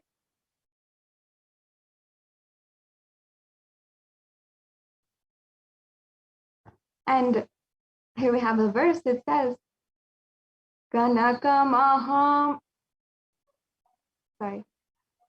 Kunkuma Chandana Lepitalingam Pankajahara Susobitalingam Sanchita Papa Vinashanalingam Tatpranamami Sada Shivalingam. It says, salutations to the eternal Shivalingam, which is associated with saffron and sandal paste and beautifully decorated with the garlands of lotuses, that which destroys the accumulated sins of several lives. I salute the eternal Shivalingam. So that was the beautiful verse from, and then we'll go on to the next slide. And as I was saying, there are hundreds of scriptural references for using the lotus in the worship of Paramashiva. And almost everything that involves the consecration of Paramashiva Linga, or the worship of Paramashiva Linga, or meditating on the Paramashiva, or the mudras and asanas during the worship of Paramashiva involves the lotus flower, the lotus pericarp, the lotus petals, and lotus is always a divine flower. The Shakti of Paramashiva is also called as a lotus, and the base of the Paramashiva Linga is also the lotus. And you can offer this golden lotus in any size which you wish and be blessed to have the state, face, being, and powers of Lingotbhava in any situation in your life. And another offering that is available for each and every one of you is the Tulavaram. The Atharva Veda Parishishta describes the Tulabharam as a ceremonial way to offer the Tulabharam of the Hiranya Garbha, and offering of 1,000 cows as the Mahadana, the supreme offering. And in the Matsya Purana, it also says that the Tula Purusha, or the ceremonial offering of the Tulabharam, as the Mahadana, or as the most supreme offering. In Hinduism, the traditional way of offering is known to be as the Tulabharam, the sacred act of offering an item equivalent to the deity or to the guru. Offerings can be various, like flowers, bilva, tulsi, the dates, banana, books, silver, or even gold. So giving this for the sake of giving, to open up and receive Paramashiva, is the Hindu way of giving. So you can offer this as well.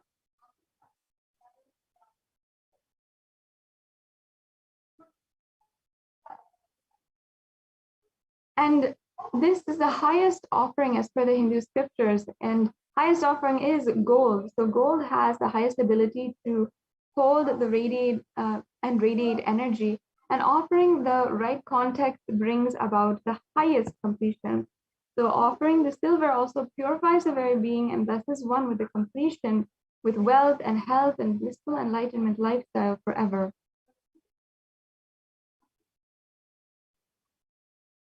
Yes, moving on. So here are several different options we have for the offering of the Tulabharam. We had the organic rice, jaggery, coffee even, and oil, as well as honey. Going on. We also have the Swarna Spatika Mala. And we have another verse here from the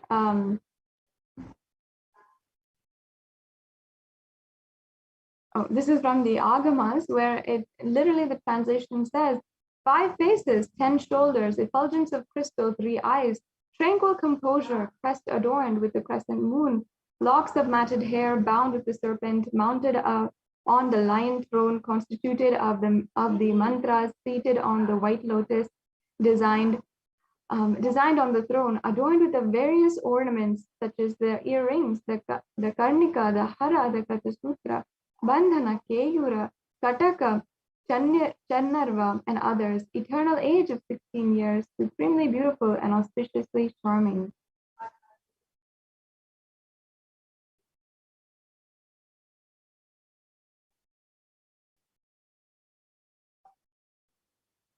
Yes, we can go on to the next slide.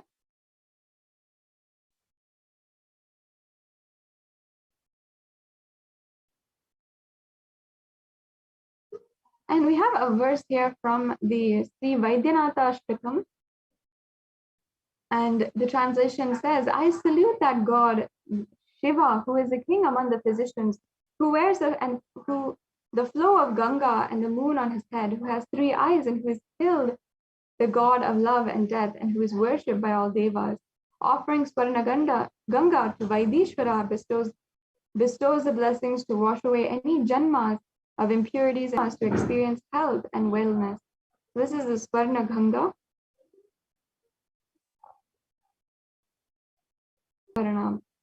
The golden snake. Another verse from the Lingashtakam. Now I'd like to chant. Kanaka Mahamani Bhushita Lingam Panipati Veshtita Shobhita Lingam Dakshasu Yajna Vinashana Lingam Tat Pranamami Sada Shiva Lingam. And here it means salutations to that eternal Shiva Lingam, which is decorated with the gold after the precious gems, which is adorned with the best of serpents wrapped around it, and the one who destroyed the grand sacrifice of Daksha. Salutations to that eternal Shiva Lingam.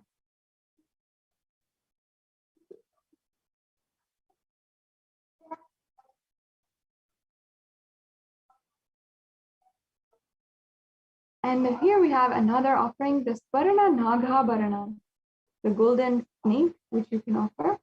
And the golden snake, again, is referred in the verse which I just chanted of the Lingashtakam. And let me just chant that verse just as a reminder. Kanaka Mahamani Bhushita Lingam Panipati Veshtita Shobhita Lingam Dakshasu Yajna Vinashana Lingam Tat pranamami sada shivalingam. And you can offer the golden snake to adorn Paramashiva and be blessed with the awakened Kundalini to have the best health and clarity and making the right decisions regarding health, wealth, and relationships.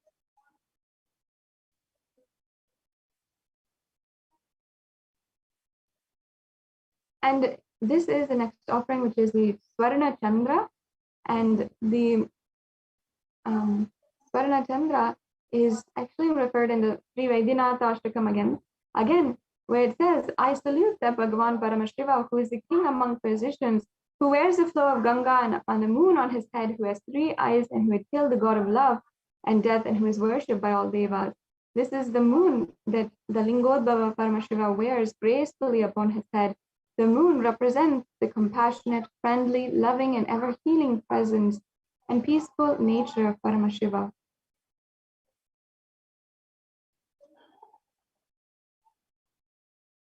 And we have next the Swarna Haram. Yes, and again, this verse is repeated, and the Swarna Haram is the offering of garlands or malas of gold to adorn the Shivalinga and be blessed to have the eternal wealth and auspiciousness and life of enlightenment in the space of Paramashiva Loka.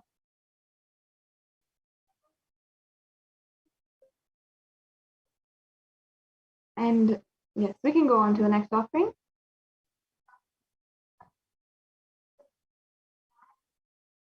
Now we have the Swarna Kiritam, and in the Kamikagama Purvapada, verse 429, there is a verse which says that the linga should be adorned with three-striped sheet made of gold, gold crown and dhruva grass made of gold, a number of flowers made of gold and such other ornaments.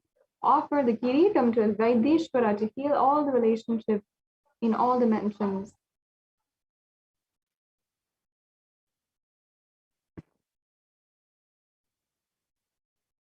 Yes, we can go on.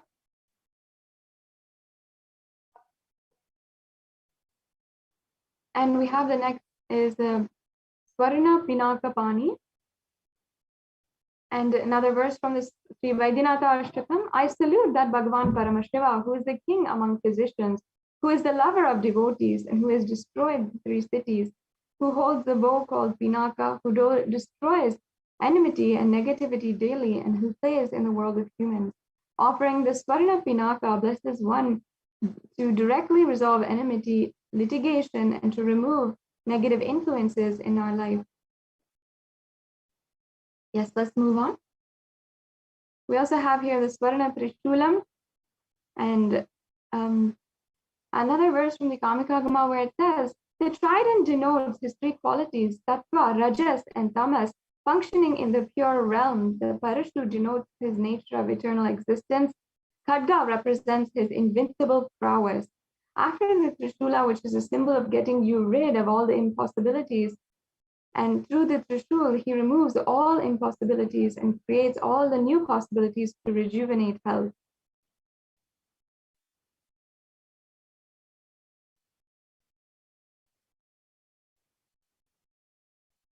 And here we have the offering of the Lingotbhava, all the different offerings that you can make today. As you can see, there's so many different options that you have.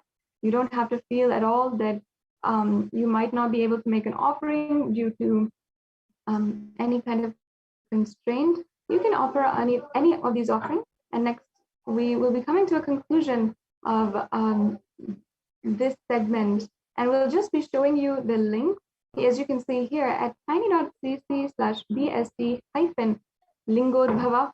You can go there to make any of these offerings. And it's just a very quick three-step process in order for you to make an offering right away.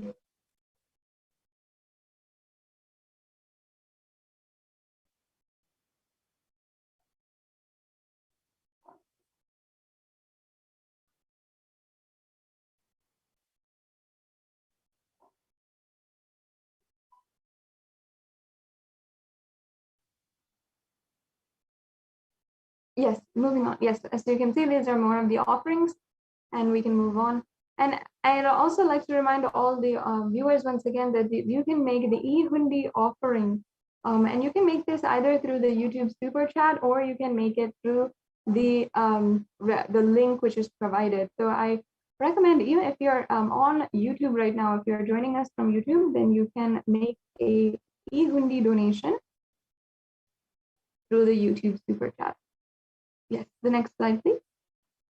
And also, I'd request if we can briefly show the link for the online payment. If any of you are ready for making a payment right now, you can go to tiny.cc/Bhavasamadhi or BSD-Lingotbhava, and you'll be able to directly make a payment right there.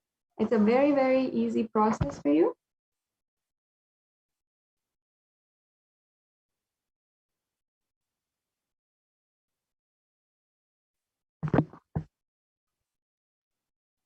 Yes, so as you can see here, we have the Bhavasamadhi Darshan form, and this is the first form. If you go to tiny.cc/BSD Bhavasamadhi Darshan, if you are interested in perhaps making an offering after some time, after a few days, or maybe a few weeks, maybe for your birthday or a special occasion, we can stay tuned for the next Bhavasamadhi Darshan, for the next Lingotbhava Darshan, which will be the next Pradosham.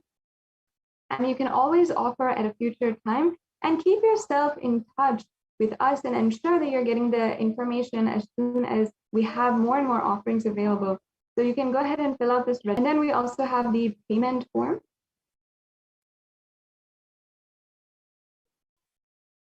Yes, we'll be showing that in just a little bit.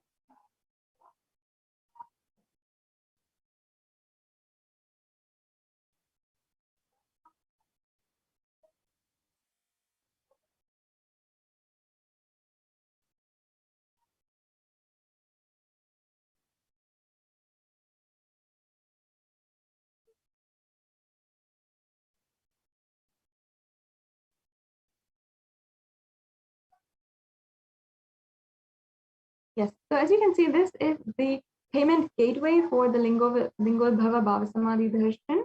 You can go to this payment gateway and easily be able to make a donation immediately. So you can go here, select the offerings that you'd like to make, and then add that to your cart.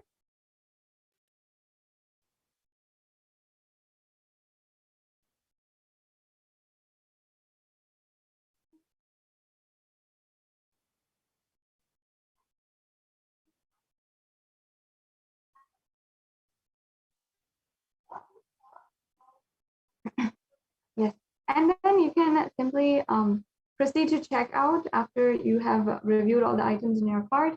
Then you'll be able to fill out your billing and payment details.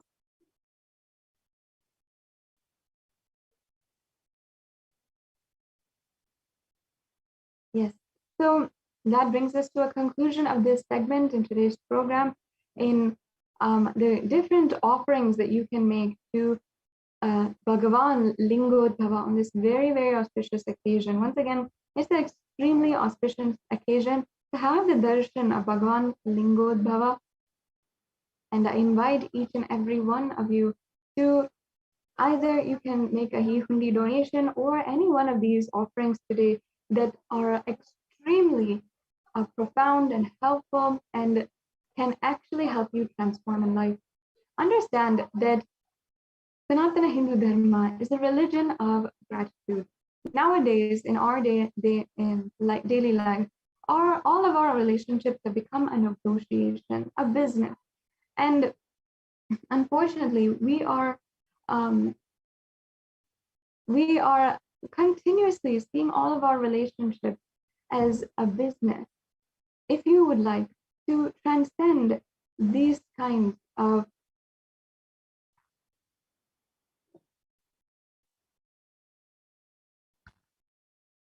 we can easily transcend the way that each and every one of you relate with the divine through these offerings. And I'd like, if I can request the NTV volunteer, if you can just show the slide for the links, so that any of the viewers can go ahead and go to these links for more information about the offerings that you can make. And I'll be speaking a little bit more on the various different offerings.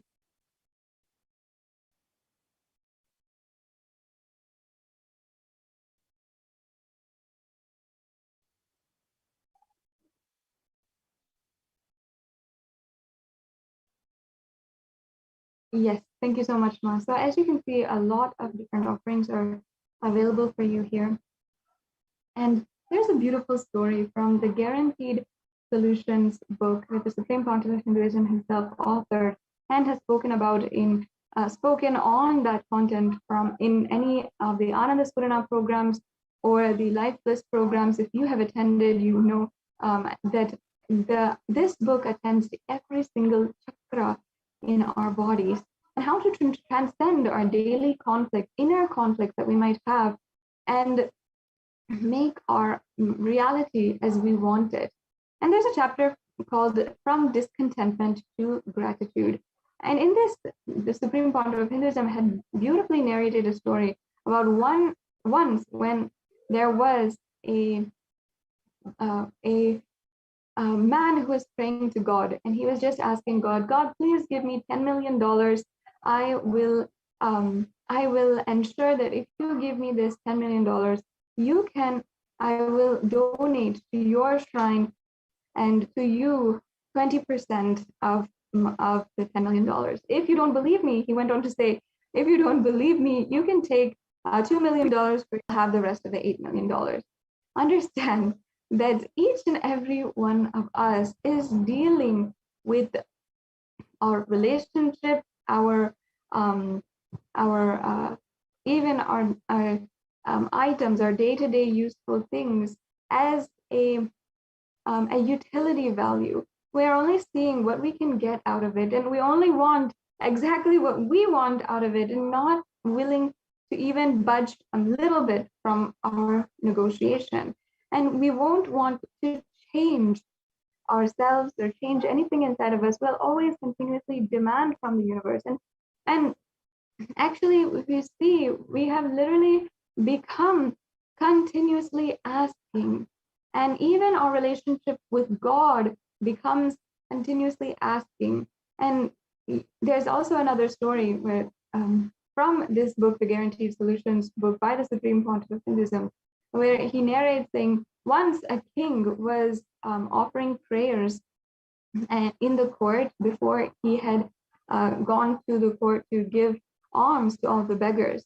And the beggars had come and they had all taken alms. And then there was one person who did not want to take, and he just, stayed away and stayed back and didn't ask for anything. And the king asked the beggar, what is this? Why did you not come and take the alms from me?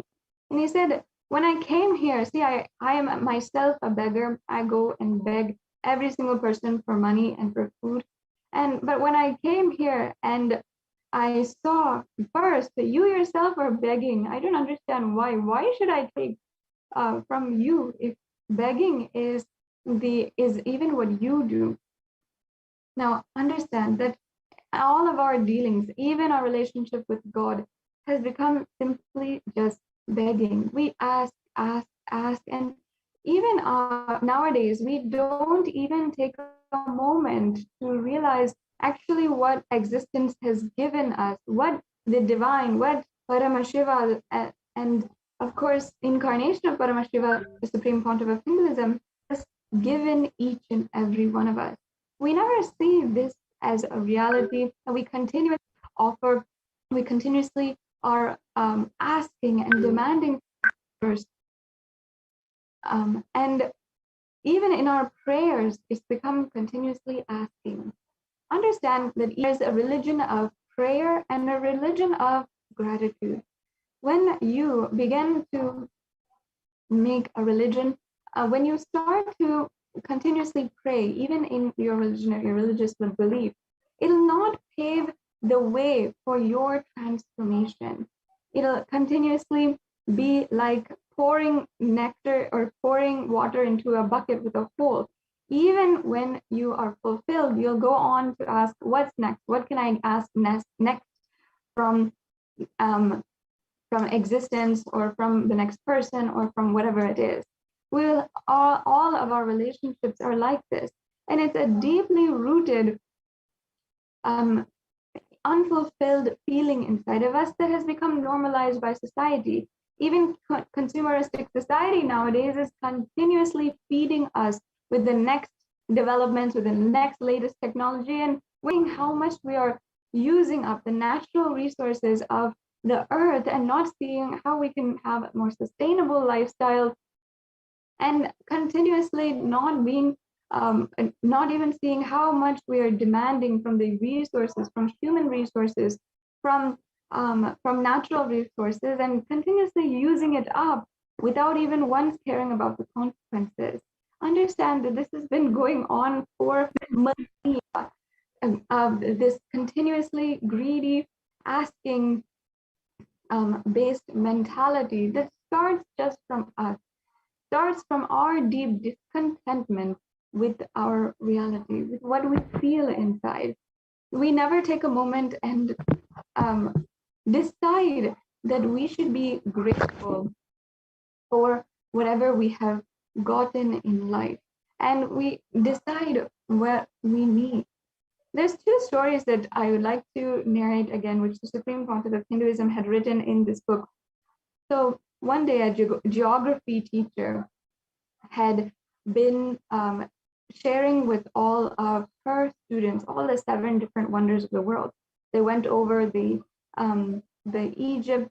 pyramids in Egypt. They went over the Taj Mahal. They went over the Great Wall of China, and they saw all these man-made great structures that we consider as the 7 wonders of the world.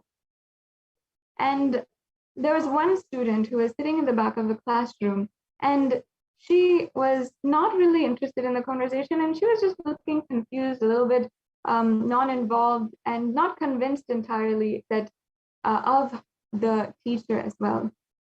So the teacher asked her, "What's going on? Why are you quiet and not participating in this exciting conversation about the 7 wonders of the world?" And she said, "Surely there can't be 7. There has to be more than just 7 wonders of the world. And for me, it's not just these that I can see, that I can hear, that I can speak, that I can enjoy my life, that I can love another person, love other things.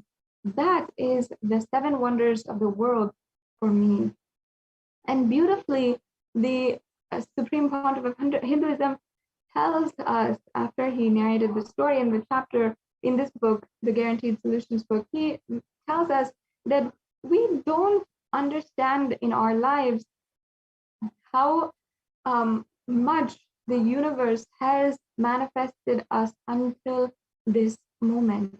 And even if you see evolutionarily, we have been a continuous, persistent for life, and we are literally the product of thousands of years of evolution and life generating around us. And today, what we enjoy as human beings itself, if we see, we speak, we smell, we hear, that itself is something that we should be grateful for.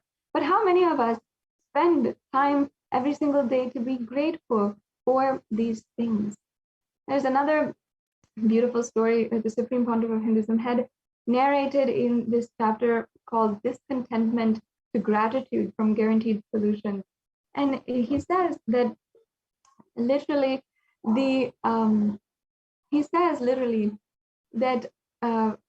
beautifully, there's a story where a man was having a dream at the end of his life. He is maybe 50 to 60 years old, and he was having a dream, and he saw his entire life like a seashore, like a beach.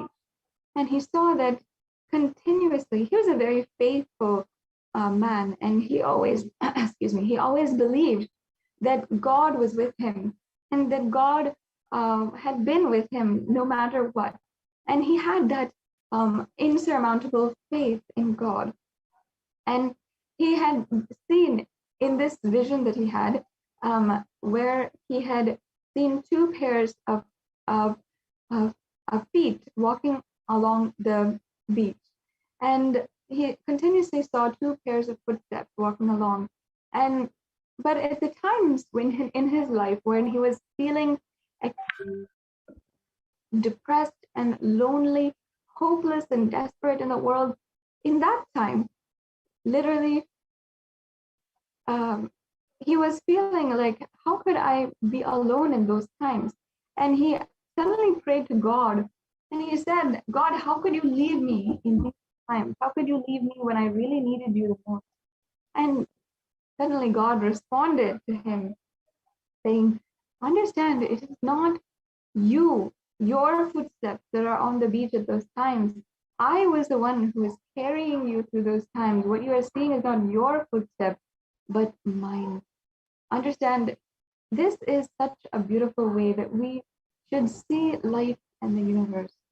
And these offerings that you can make, offering out of gratitude, is simply offering a gratitude for God, for Paramashiva, for existence, being there with us no matter what. All of the Kailashians across the world who see Guru, who see the Supreme Pontiff of Hinduism as our Guru, we should first understand that the Supreme Pontiff of Hinduism, no matter what, has always been there with us. And for myself, and I know for many of you, we have always been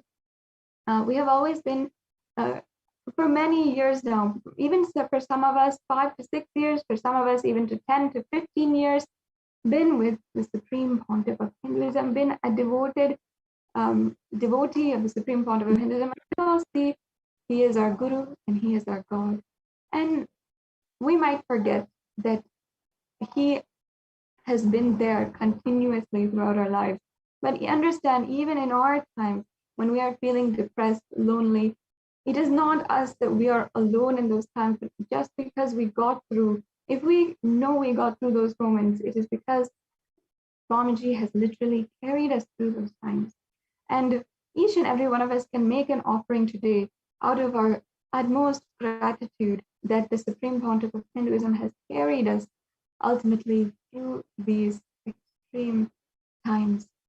Such a beautiful sacred sentiment is gratitude that we often forget in our lives, especially when we're leading a lifestyle of complete consumerism, and we're not even once taking a minute to see how we can offer our gratitude, not even once even Thanksgiving has become a market for giving thanks and gratitude, but it's not actually an experience.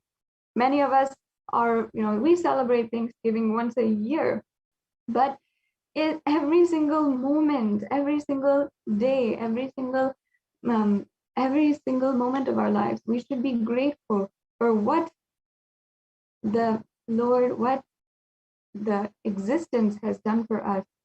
And there are two different types of religions in the world: the religion of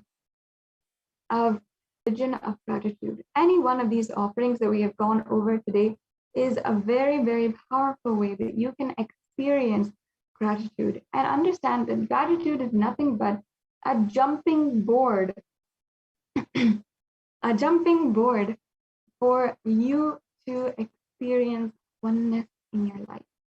So I invite each and every one of you once again, can we go to the slide with the links, all the different links? I'd like to briefly show all the different links. So as you can see, these are all the different offerings. Thank you so much, Ma. Really appreciate your patience. And I'd also like to briefly go over how you can make an e-hundi offering. So in the registration form here, we have several different options. The registration form is for you if you're interested in making an offering, or if you need help in manifesting or you want more details. I encourage you, each and every one of you, to register. And can we also, if we can go to and screen share the YouTube, I'd like to show the viewers how you can make an e-hundi offering.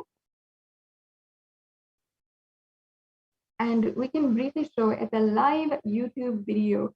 And if you are joining in with us from Facebook or Twitter or Instagram, I invite you to come join us on YouTube, and you can make an e-hundi offering right away.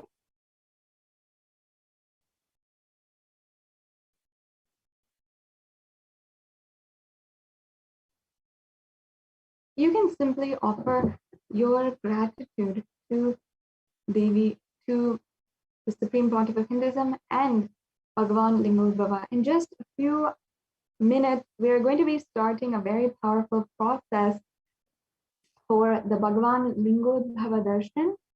Yes, thank you so much, Ma. I really appreciate that you're able to bring that up for us. So each and every one of you who's watching, as you can see, we have Kailasa's, if we can go to Kailasa's HDH Nithyananda YouTube channel, that is our main YouTube channel. Yeah, should be here. So Kailasa's HDH Nithyananda YouTube channel is the main YouTube channel. As you can see, you can just put that in your in the search engine for YouTube, and you will see the channel. And then you can right under that see the live Lingotbhava Bhavasamadhi Darshan, which you have here. We can go ahead and click on that, and then yes, thank you so much. So for all of you who are watching, as you can see, you can make a donation, and I see many of you have already are making donations right now. And I also invite, if you've made your donation, I invite each and every one of you to also join us right now for the Varalakshmi Vrata special live Bhavasamadhi Darshan of Devi Parashakti, which will be starting in just some time. We'll be able to have the grace and the darshan of Devi Parashakti herself manifesting through the Supreme Pontiff of Hinduism. It's a very, very, very auspicious occasion for us to join in, and I invite each and every one of you. Of course, it is a completely free program, and you can join in the link provided below. Please register at events.kailasa.org, and you can go ahead and do that. And so as HDH Nithyananda YouTube channel. And I invite each and every one of you to make sure that you subscribe to our channel, and you can like this channel as well. Sorry, like this video. Also, an option join as a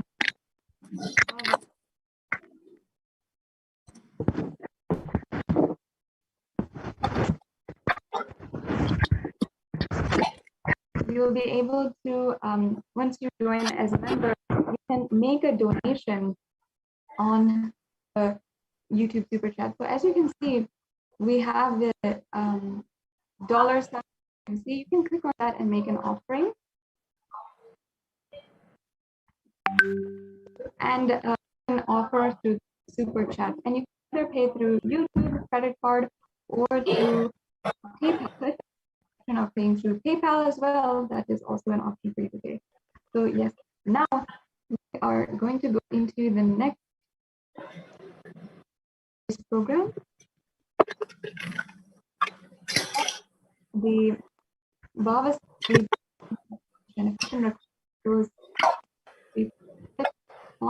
the Bhavasamadhi. We will be entering into for Bhavasamadhi Darshan for each and every one of you who is watching.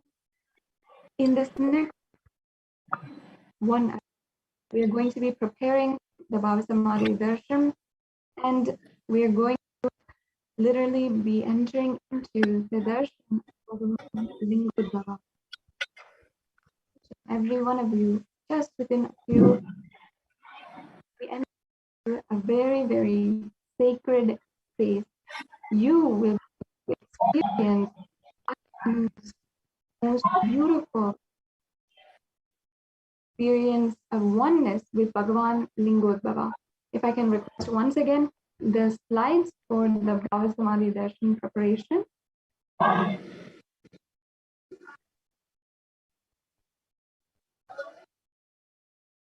We'll be entering into understanding what is the Bhavasamadhi Darshan, the science of Bhavasamadhi Darshan, and also we'll be understanding how we can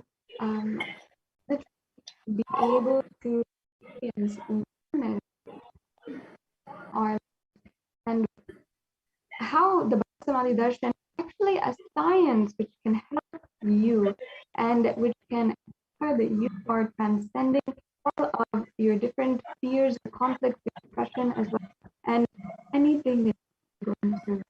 When we'll be offering the Paramashiva Dhyana Mantra. Oh, yes, Ma. Thank you, Ma, for us. And we will be entering into the Shiva Dhyana Mantra in a way that you can experience a very, very beautiful way. We're entering into the divine presence of Bhagavan Lingotbhava. Paramashiva Dhyana Mantra is a very sacred experience. Be able to experience God. We'll see how it has so many different various benefits, whether it is long-lasting relationship or it is the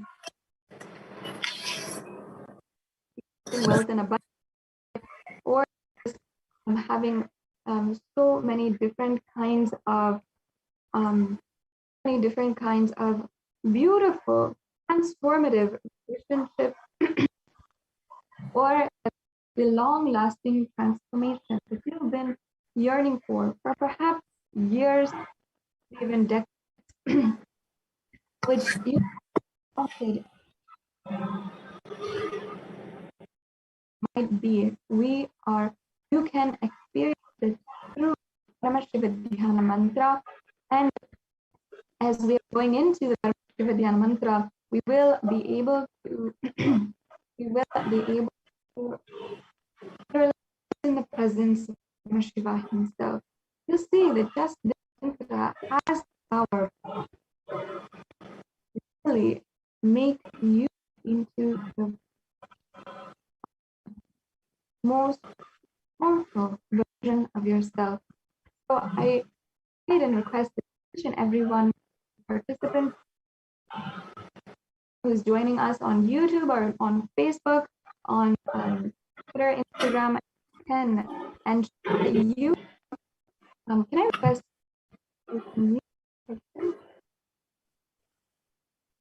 yes, so if you are with us, when we are to the Paramashiva Dhyana Mantra, it's very powerful. You can sit in a very powerful space of take deep breaths, leave all of your burdens, your grief, your suffering, everything might be continuously making you heavy. Leave all of that just for the next 1 hour. And let us into this space. Let us create a space where we are holding with creating space. Literally, what we're doing right now with this Paramashiva Mantra, and this we'll be entering into is simply we will be clear space, chanting, creating the positive vibration of this, and then we'll be literally then able to understand. It does take patient getting ready and chat with seeing Bhagavan Lingotbhava, the experience inside of you on Lingotbhava. Thank you so much for the slides for us, and thank you this Bhavasamadhi. Yes. So Bhavasamadhi Darshan, it is not just the same pontificate, but it's a science of an Hindu Dharma. And in the Chaitanya Amrita, Bhagavan Sri describes the Bhavasamadhi Darshan. He says he once saw his own extraordinary sweetness reflected in a jewel. He was amazed, unprecedented, astonishing, deep and indescribable sweetness of mind. Alas, each eye to enjoy its sweetness. Bhagavan Sri Krishna. He says, when I see my own sweetness in the mirror, I become eager to taste it. But I can't. And I do concentration, I find the only way to realize through constitution of Sri Radhika. I personally like this verse much. It is simply a wonderful experience.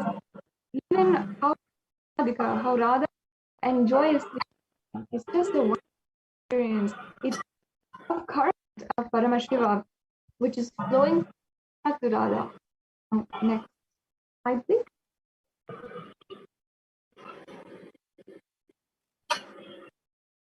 And we have next the Bhavasamadhi Darshan and the understanding for the Bhavasamadhi Darshan. So each of you should first understand that Bhavasamadhi Darshan is the science of Nijavatara, manifesting the consciousness, formless, except the being of Paramashiva, and manifests as the Nijavatara, physical form, the embodied form for us to experience Paramashiva. And as an example, Devi Parashakti expresses through the being of the Rajarajashri and manifests the physical form, Devi Meenakshi.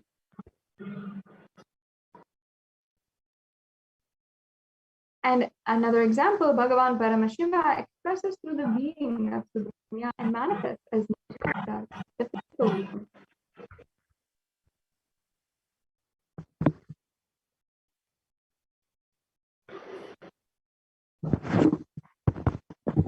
And Bhagavan Paramashiva expresses the being of Arunagiri Yogeshwara and manifests as Nijara, the physical form, supreme quantity of.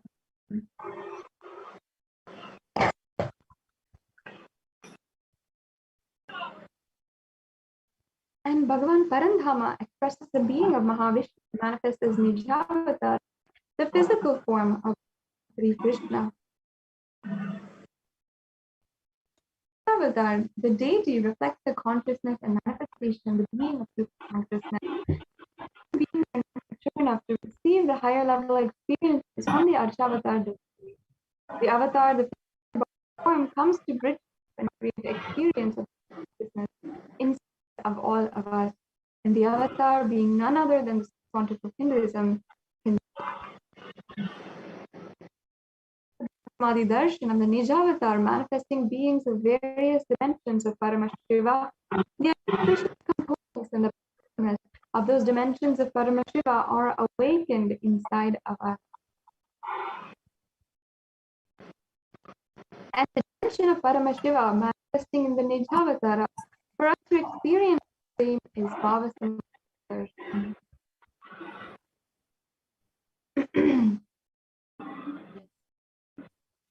The Bhavasamadhi Darshan is the direct experience of costless bliss. And during the Bhavasamadhi Darshan, our very being comes alive and celebrates with the energy wave of existence.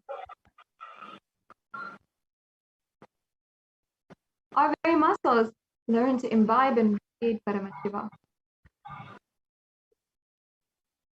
And Bhavasamadhi Darshan is like a window to the infinite expanse of consciousness, allowing us to glimpse the formless in a way that we can understand.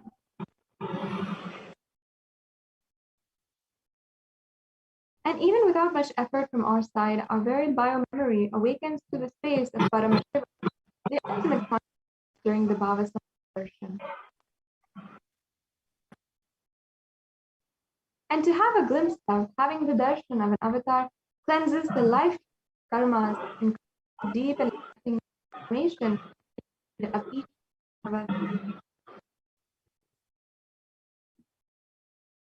And now, what is the space which we can hold so that we can and all levels, physical, and ultimately conscious level. Darshan meditation preparation as a preparation helps us fall into that space of gratitude, and it is during that time we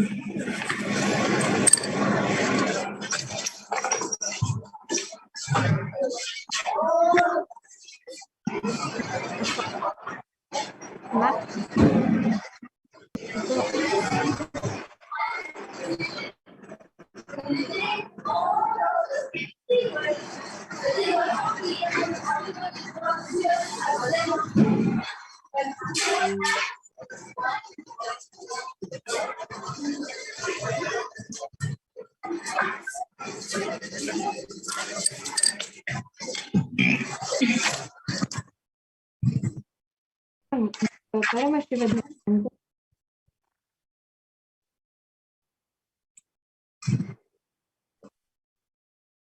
Yes. So now let's keep the right context inside of us. Understand, I know you just keep the understanding everything. You are everything. And you are in the embodied form of the Supreme Pontiff of Hinduism, Nithyananda, and you are in body. You are the source for both. Let me connect you to real and be you.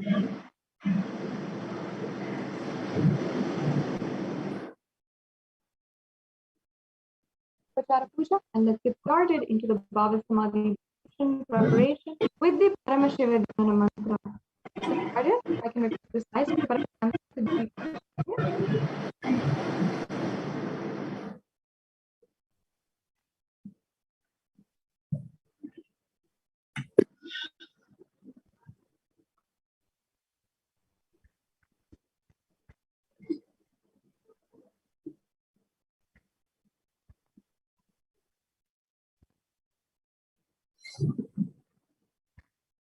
If I can request again the slides for the Paramashiva Dhyana mantra to be projected, let us now do the Paramashiva.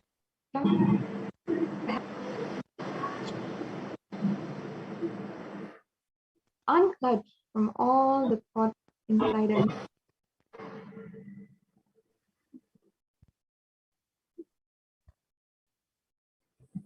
unclutch completely. And all the thoughts, all the emotions, to the complete Shiva himself. If we can go to the beginning of these slides.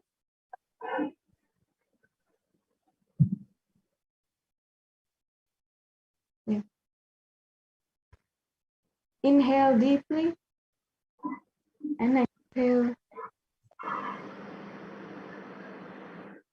Spine and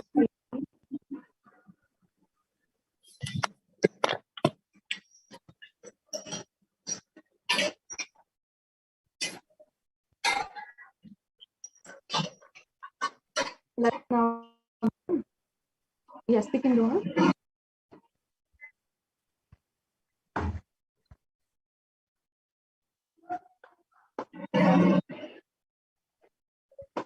Let's start the Paramashiva Dhyana manifested through this mantra. And anyone whom this Paramashiva mantra is offered on behalf of today will simply receive the blessings and the Bhagavan Lingotbhava.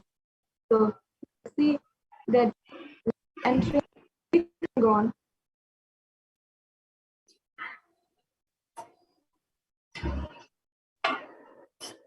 And sit with your head back and spine straight line.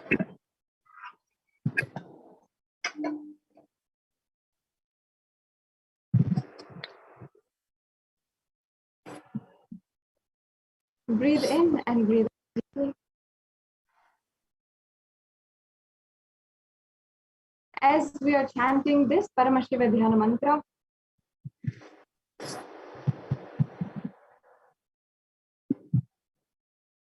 just listen with a deep space of receptivity. Let the positive vibrations of the Sanskrit mantras just simply your energy. You fall in with the Paramashiva Dhyana mantra that we will now be chanting. That your whole fall with the Paramashiva Dhyana mantra.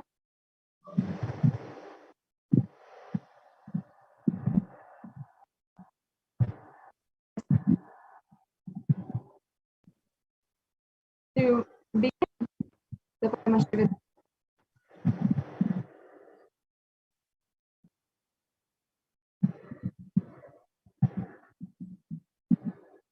Breathe in and out.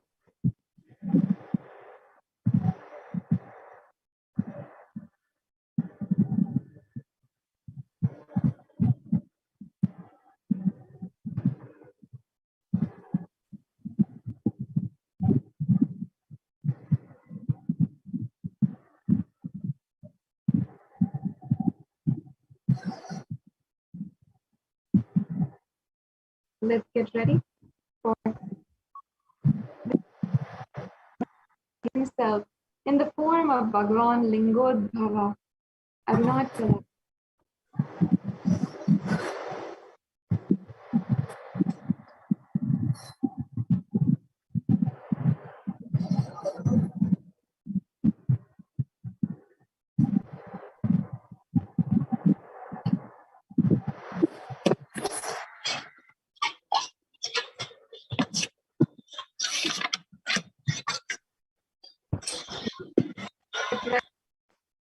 For the Bhagavan Lingotbhava Darshan with this Paramashivoham mantra.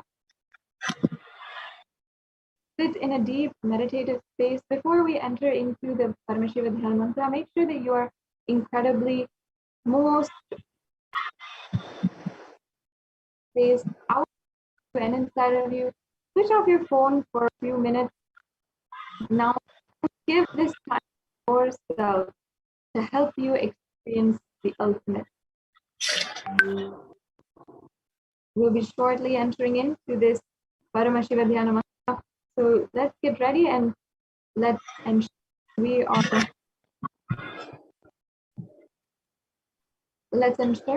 are absolutely ready. Turn off your phones just for a few minutes. A few minutes away from your work will not do any harm to you. So make that you're entirely relaxed, and we will be beginning Paramashivoham mantra.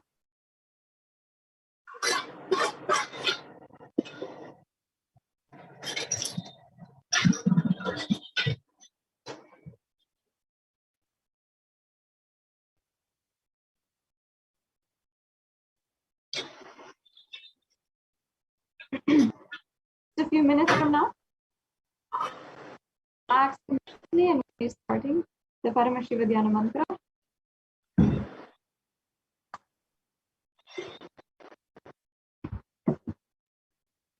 Om Nithyananda Paramashivoham. Om Nithyananda Paramashivoham. Om Nithyananda Namaha. Om Ham Shivaya Namaha. Om Anandam Paramasudadam Kevalam Jnanamurtim Dvandvatitam Sadrisham Tattamasyadilakhyam Ekam Nityam Achalam Sarvadi Sakshi Bhutam Bhavatitam Trigunahitam Sadgurum Tam Namami. I surrender to that Sadguru who is the eternal bliss, the bestower of supreme happiness, the one who is the embodiment of wisdom, who is beyond duality, who is omnipresent, to whom the supreme goal is giving the enlightenment experience, who is eternal, pure and unshakable, who is the silent spectator of all thought processes, who is beyond emotions. Understand, when you make a conscious resolution in the presence of the avatar, the power of the sankalpa itself will deliver the experience and manifest your reality. Om Mamo Pata Samastara Bhagavat Sri Nithyananda Paramashiva Prityartam.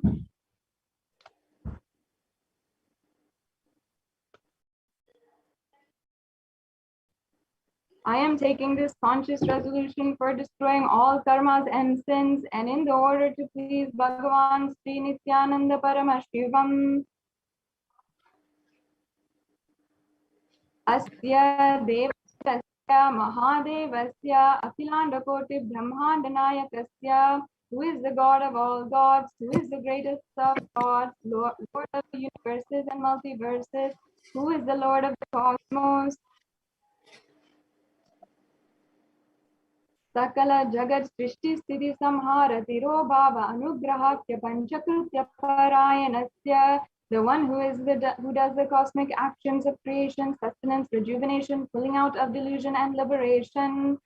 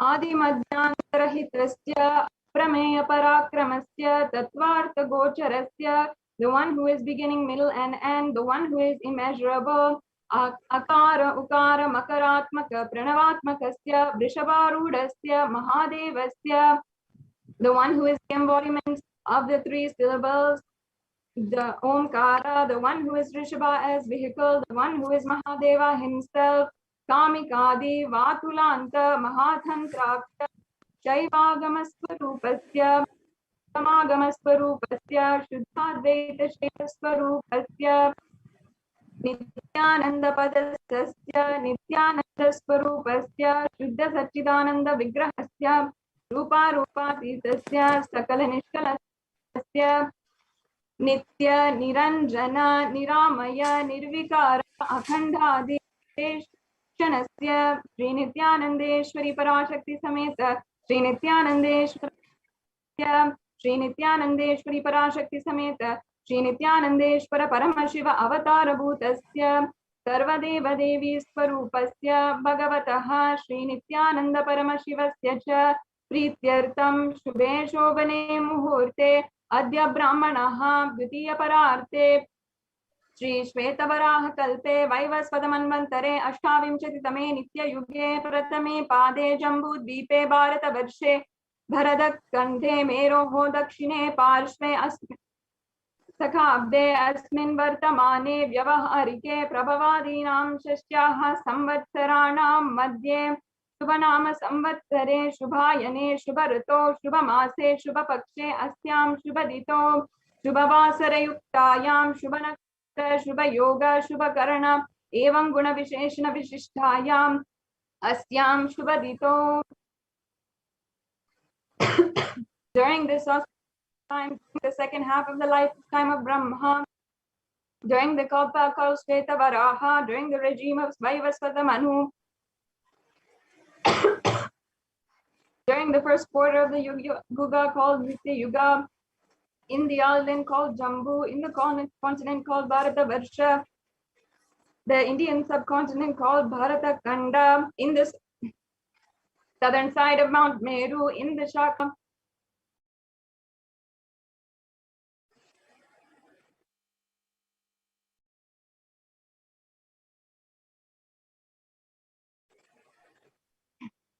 During the year called Lava, which is one of the set of 60 years, which is the practice of which Prabhava is the first year, in the auspicious Ayana, in the auspicious season, in the auspicious month, in the auspicious Paksha, on the auspicious Tithi, on the auspicious day, during the auspicious Nakshatra, auspicious Yoga, auspicious Karana, during such an auspicious moment, Adi Kailase Kalpavrikshasya Adaha Nithyananda Nagare Mrita Smritana Muktidayake Mahakshetre. Now, all the participants, we request, whether you are offering for yourself or for someone else, if you are offering for a male, please chant the male names now. Namade Yasya. Now we request all the participants, whether you are offering for yourself or for someone else, if you are offering for a female, please chant the female names now. Namnya cha, Yajamananam avayoho sahakutumbhanam bandhuvarghanam dayadivarghanam mitravarghanam shodaravarghanam samesham sarvabhishta siddhyartam sarvamangala avapyartam uttarotta anavachinna sthiralakshmi prapyartam. Always let there be all types of good and auspiciousness. Always let there be unbroken flow and steady flow of abundance, prosperity, and wealth. Kutumbe sarvesham sarvabhishta siddhyartam chintita manorata avapyartam. Let the family always be all kinds of auspiciousness and anything which is desired to be fulfilled. Samesham adivyadi nivrityartam samesham shiradipada paryantam vidyamananam sameshu angeshu janita janasya mana sakala vidanana vidayo roganam vyopohartam tadvara aroga drirgatra vapuhu siddhyartam. Let all chronic diseases be healed. Let all kinds of diseases and disorders in the body starting from the head to toe, which has occurred or which is yet to occur in the various parts of body be healed. Let a strong disease, less healthy, handsome, and disease and sorry. Let a strong diseaseless, healthy, handsome, and graceful body be attained.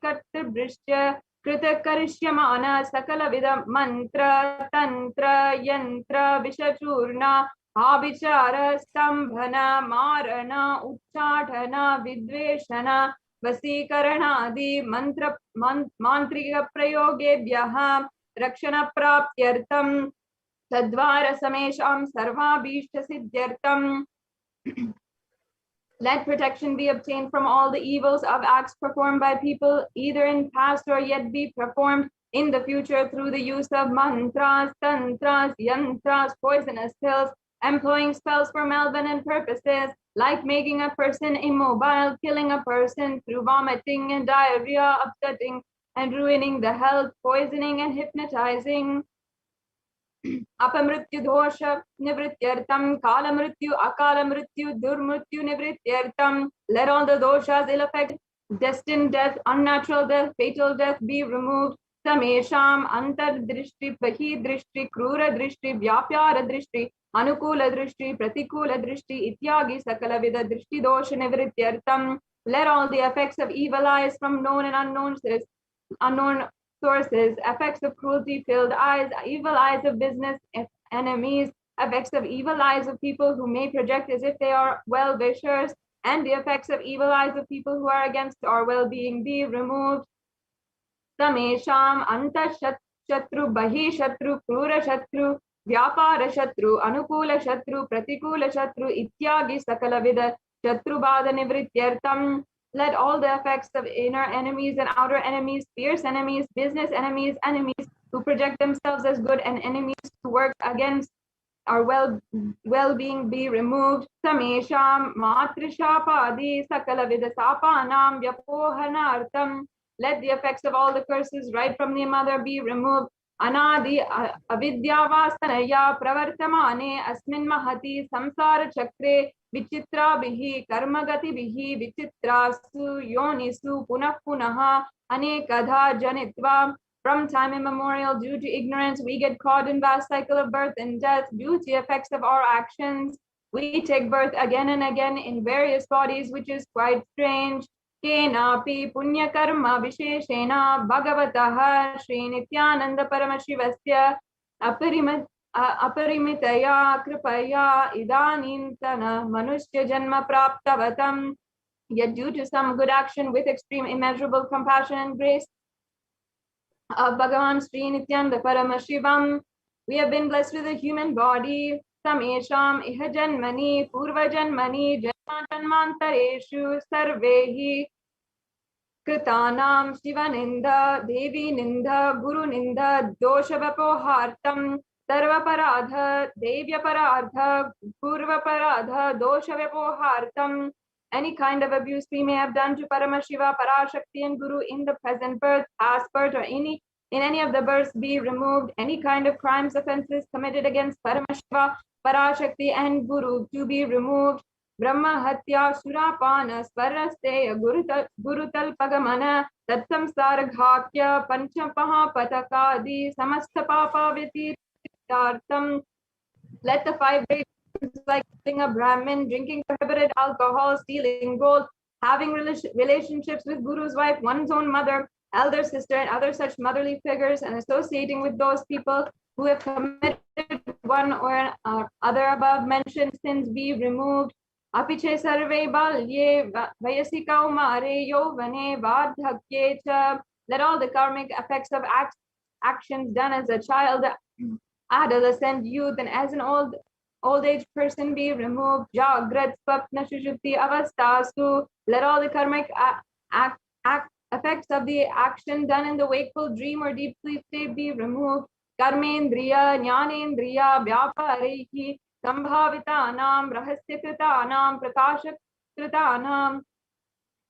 Let all the sins done through the karmendriyas, the 5 organs which perform actions like speech, hands, feet, excreting, reproductive organs, and jnanendriyas, the 5 organs receive information like ears, eyes, nose, tongue, and skin, be removed. Atipatakanam, upapatakanam, salikaranam, malanikaranam, apatrikaranam, jati brahmashakanam, prakirnitanam, evam navanam, navavidanam, bahunam, bahuvidanam, sarvesham, papanam, sadhyaha.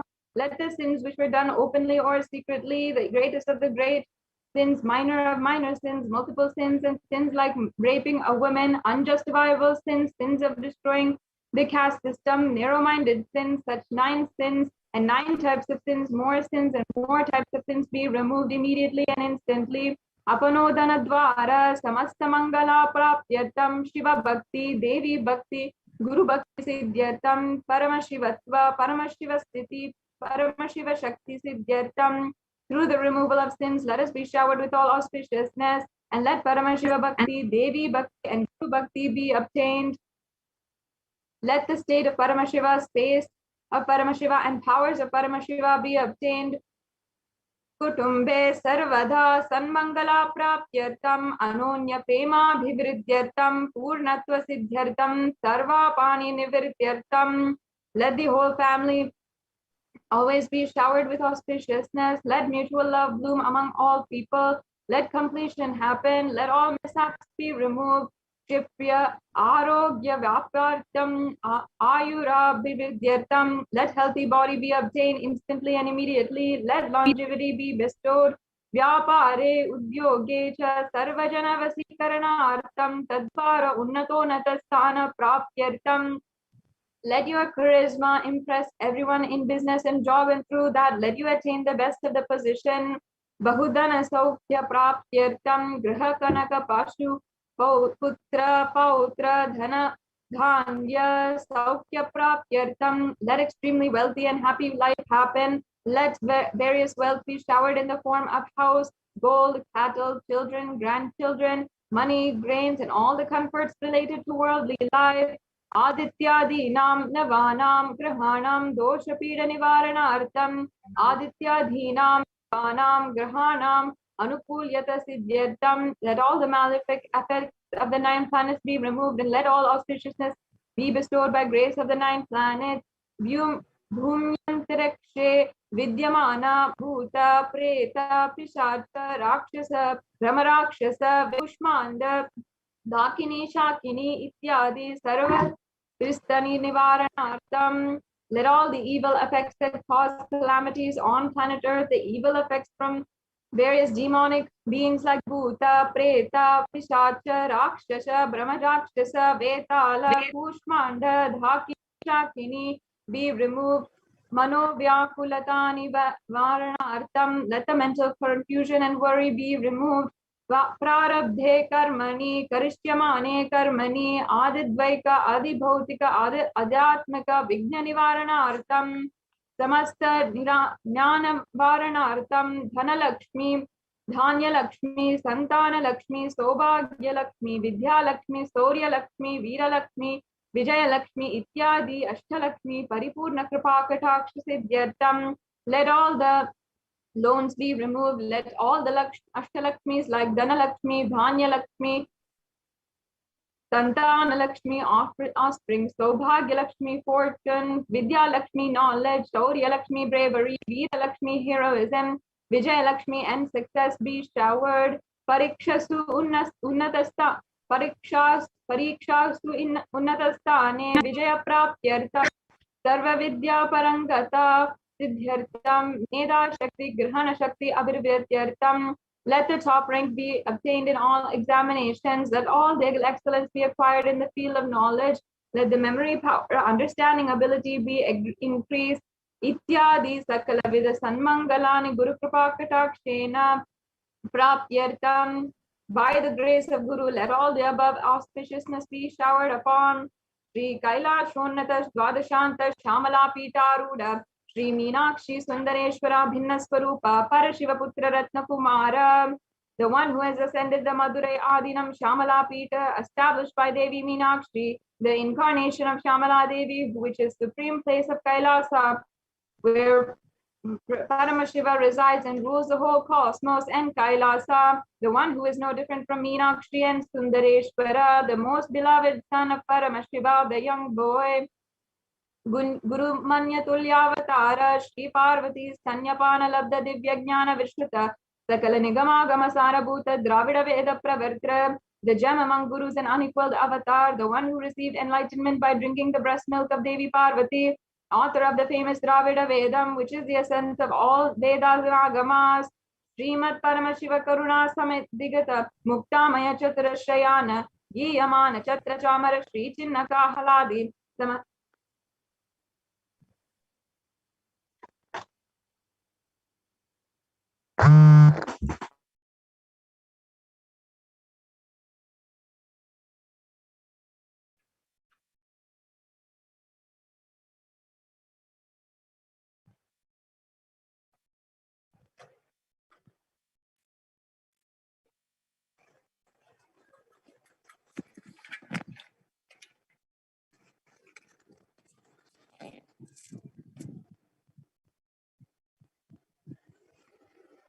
Srimad Paramashiva Karuna Samedigada Muktamaya Chitra Shayana Giyamana Chatra Chamara Shri Chinnaka Haladi Samasta Virada Valyalankarita Jnana Vijnana Chakravarti, the one adorned by the quadrangular palanquin made of pearl received by the grace of Paramashiva, adorned by musical instruments, the umbrella chamaram, the sacred symbols of worship, adorned by the hymns of praises, the one who has won the whole world by his enlightenment and the science of enlightenment and been accepted by kings as the supreme ruler.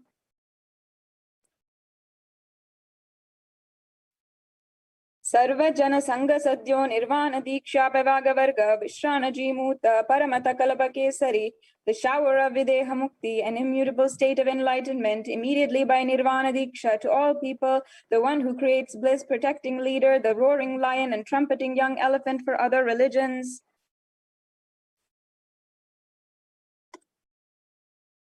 Shaiva Siddhanta Sthapanacharya Sri Rajadiraja Pandya Maharaja Gurukshapa Sakyadi Mahandakara Nivarana Jnana Bhanu Vikshana Narharha Dvajotchedana Purvaka Srimad Rishabhadvaja Sthapaka, the Acharya who is established Shaiva Siddhanta, the Raja Guru of the Pandya who is the supreme king of all kings, the Guru who is also the Pandya king, the supreme kings of all kings, the enlightening sun that removes the utter darkness of a delusion, the one who is installed the Vrishabha flag, the creator, reviver of Shaivism.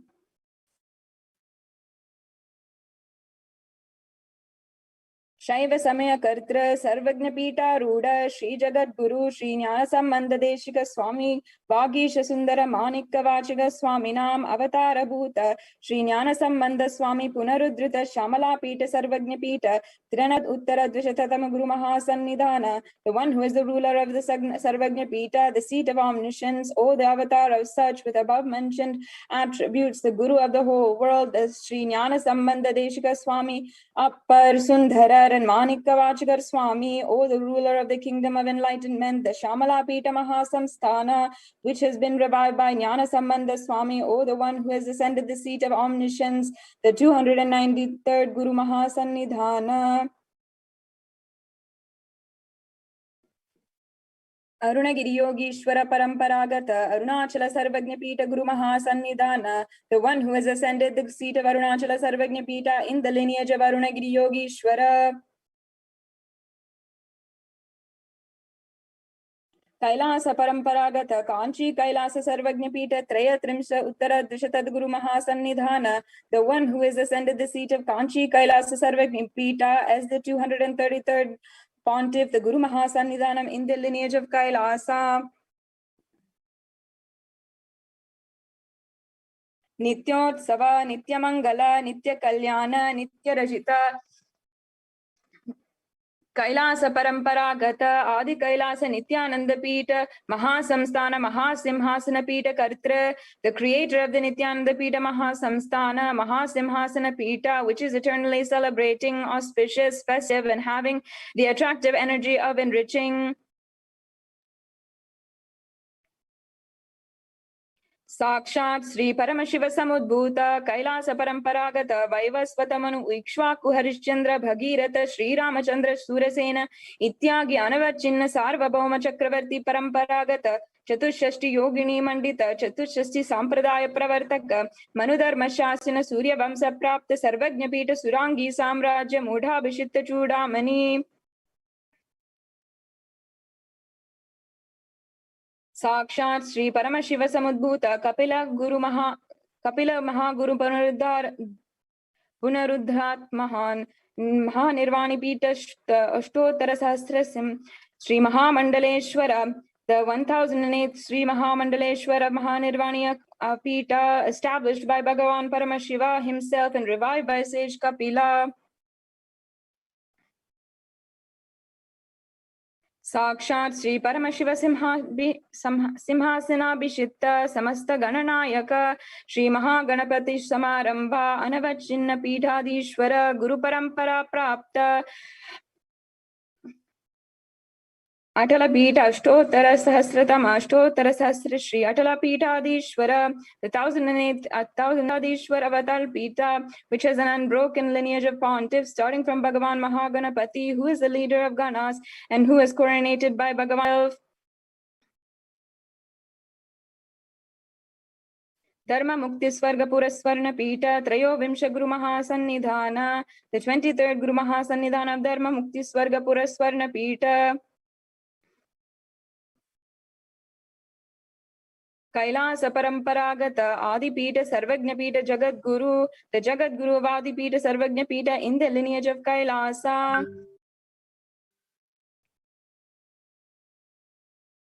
Sri Kailasa Punaruddharaka Sri Kailasha Paramacharya Srimad Paramahamsa Parivrajagacharya Varya Sachidananda Pranavaswarupa Shrotriya Brahmanishta Srimad Jagat Guru Srila Sri Bhagavat Sri Nithyananda Paramashiva Sri Jnana Sambandha Deshika Paramacharya Swaminam Prityartam, who is the state of Paramahamsa, the Acharya of Sannyasis and Parivrajakas, the embodiment of the pure truth, consciousness and bliss, the embodiment of the sacred syllable Om, the knower of the Vedas, the one who is established in the super consciousness.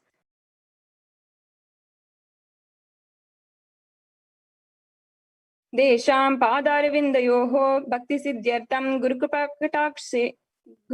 Kataksha Siddhyartam Kshemastheirya Virya Vijaya Ayurarogya Aishwaryanam Abhivridyartam.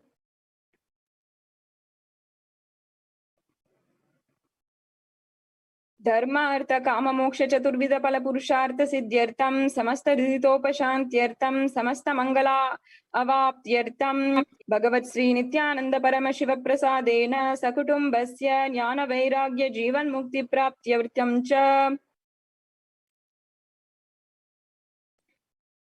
Shri नित्यानंदेश्वरी पराशक्ति समेत श्री नित्यानंदेश्वर परमशिवस्य श्री नित्यानंदेश्वरी पराशक्ति समेत श्री नित्यानंदेश्वर परमशिव अवतार भूत सर्वदेव देवी स्वरूपस्य भगवतः श्री नित्यानंद परमशिवस्य च ध्यान षोडशोपचार सर्वोपचार अर्चनाराधना पूजा प्रार्थनां करिष्ये।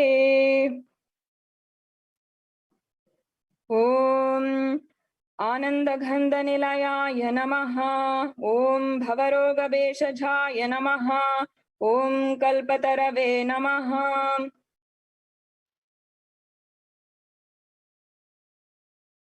ओम पशुपतये नमः। ओम पाशविमोचकाय नमः। ओम ईप्सितफलदायकाय नमः। ओम भाग्यवृत्ति परिवृत्तकाय नमः। ओम आदिव्याधि निवासकाय नमः। ओम समस्त कल्याण गुणान्विताय नमः।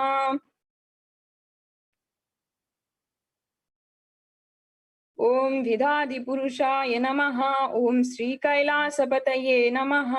ओम शिव शक्त्यैक स्वरूपाय नमः।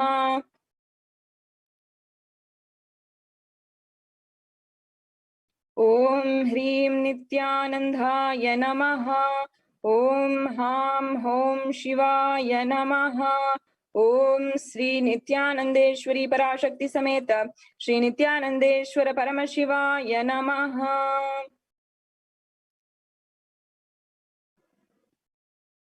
ओम श्री नित्यानंदेश्वरी पराशक्ति समेत श्री नित्यानंदेश्वर परमशिव अवतार भूत सर्वदेव देवी स्वरूपाय श्रील श्री भगवत श्री नित्यानंद परमशिव श्री ज्ञान संबंध देशिक परमाचार्य स्वामिने नमः।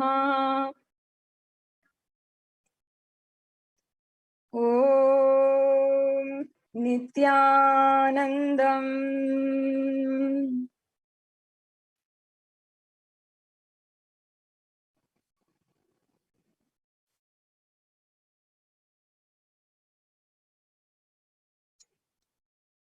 Now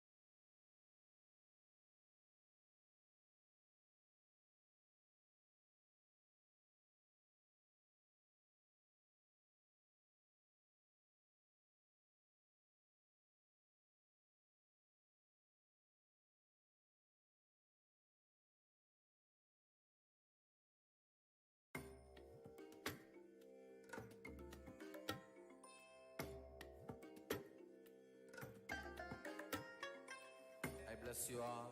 Let you all open all your three eyes and manifest the powers of Mahasadashiva. Om Nithyananda Paramashivoham. Om Nithyananda Paramashivoham. Om Nithyananda Paramashivoham. Om Nithyananda Paramashivoham. Om Nithyananda Paramashivoham. Om Nithyananda Paramashivoham. Om Nithyananda Paramashivoham.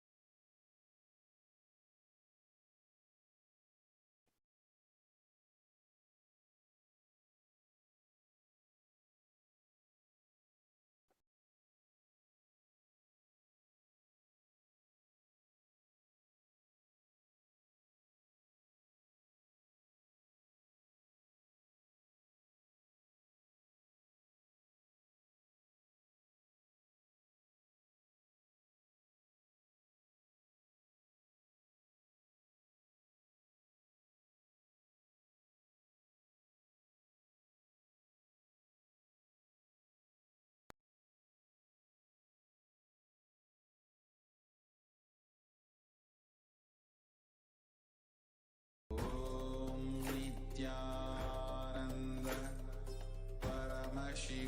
Paramashivoham. Om Nithyananda Paramashivoham. Om Nithyananda Paramashivoham. Om Nithyananda Paramashivoham.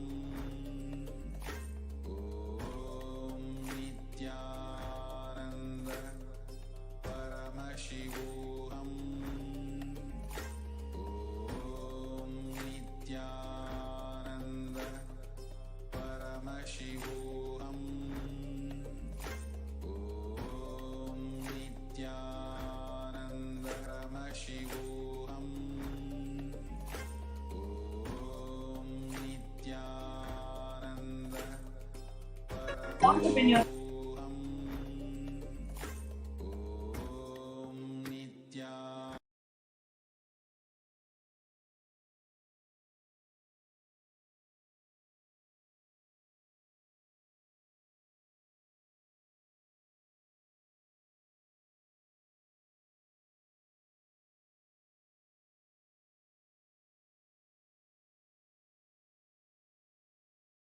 Connecting with the divine with your eyes closed is meditation.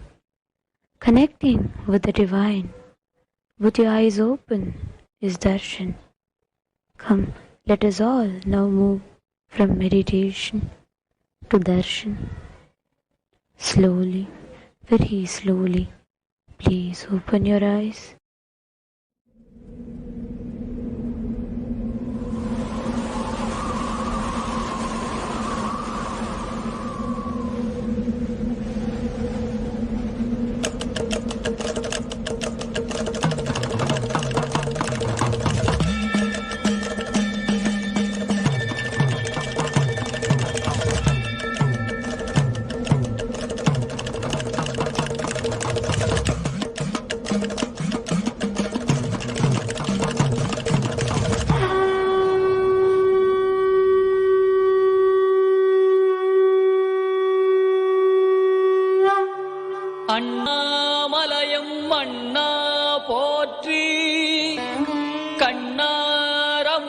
கடலே போற்றி.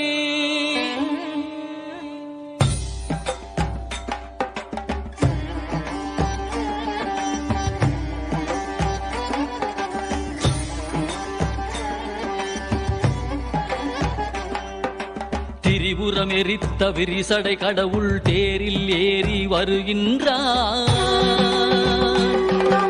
திருவண்ணாமலை சோதிவானவன் திருவடி பதித்து வருகின்றான். அருளுரு ஆயிரம் காட்டிய நாதன் அம்மையப்பனாய் வருகின்றான். கைலை மேவிய உமையொரு பாகன் அருளை வாரி தருகின்றான். அண்ணாமலையான் வருகின்றான், அருளை வாரி தருகின்றான். அண்ணாமலையான் வருகின்றான், அருளை வாரி தருகின்றான்.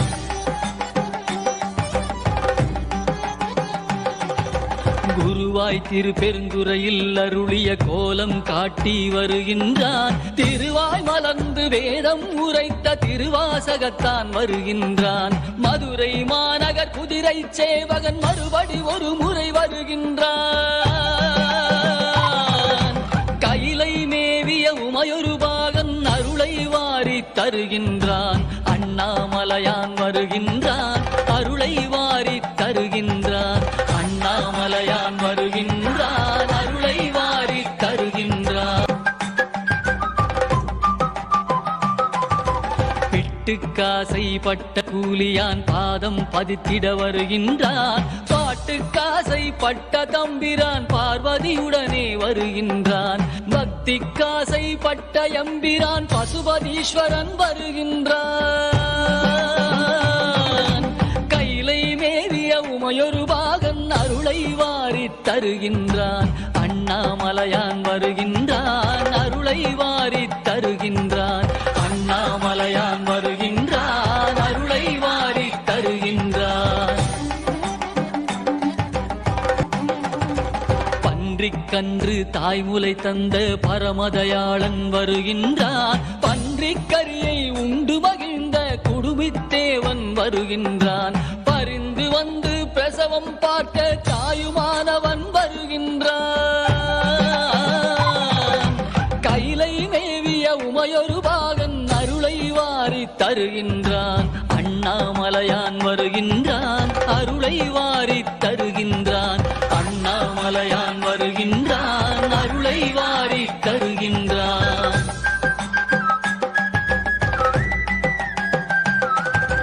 நீதிக்காக பலமுறை வந்த வீதி விடங்கன் வருகின்றான். அமர் நீதிக்காக அடியார் கோலம் பூண்டவன் மீண்டும் வருகின்றான். திருவிளையாடல் பல புரிந்தவன் திருவீதி வலம் வருகின்றான்.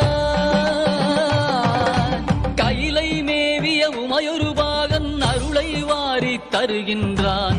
அண்ணாமலையான் வருகின்றான், அருளை வாரி தருகின்றான். அண்ணாமலையான் வருகின்றான், அருளை வாரி தருகின்றான்.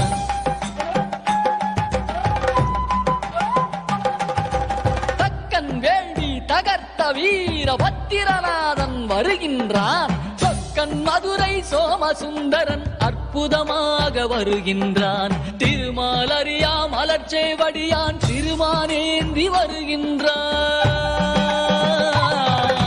கைலை மேவிய உமையொரு பாகன் அருளை வாரி தருகின்றான். அண்ணாமலையான் வருகின்றான், அருளை வாரி தருகின்றான். அண்ணாமலையான் வருகின்றான், அருளை வாரி தருகின்றான்.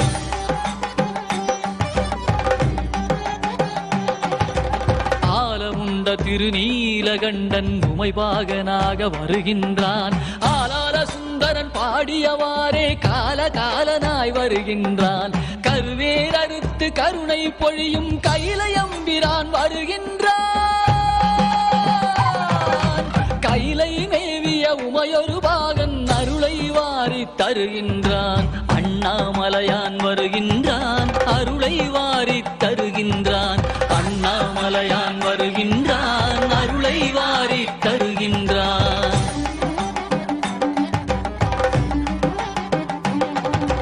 அடியார் உள்ளத்து அன்புக்காக அம்பலவானன் வருகின்றான்.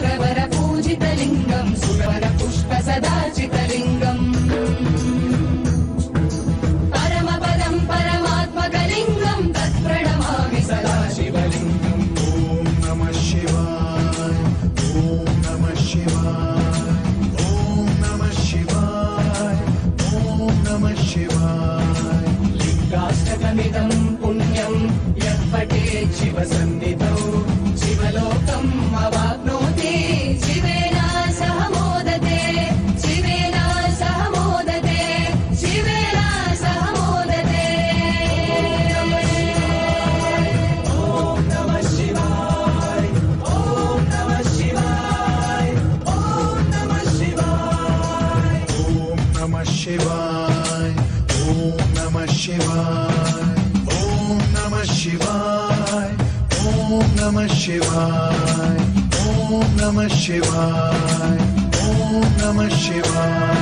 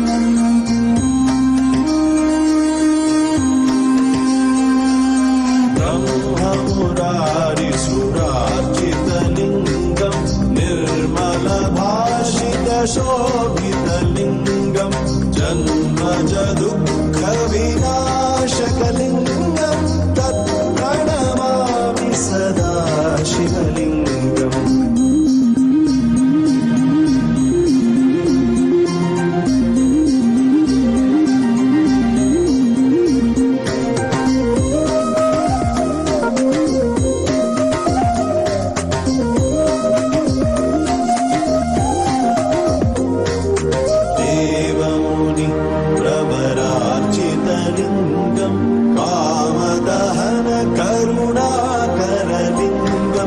रावणदर्पविनाशनलिङ्गं तत्प्रणमामि सदा शिवलिङ्गम्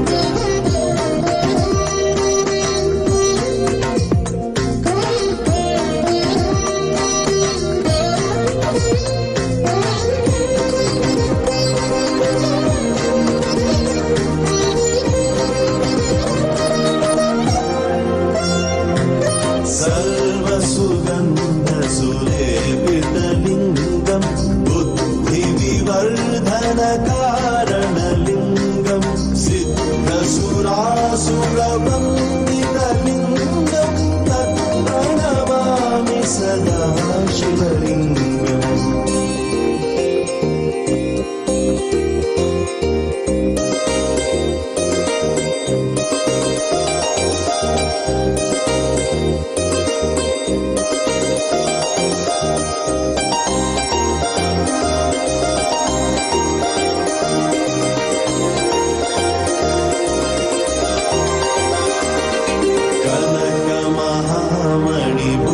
कनकमहामणिभूषितलिङ्गं मणिपतिवेष्टितशोभितलिङ्गं दक्षसुयज्ञविनाशनलिङ्गं तत्प्रणमामि सदा शिवलिङ्गम्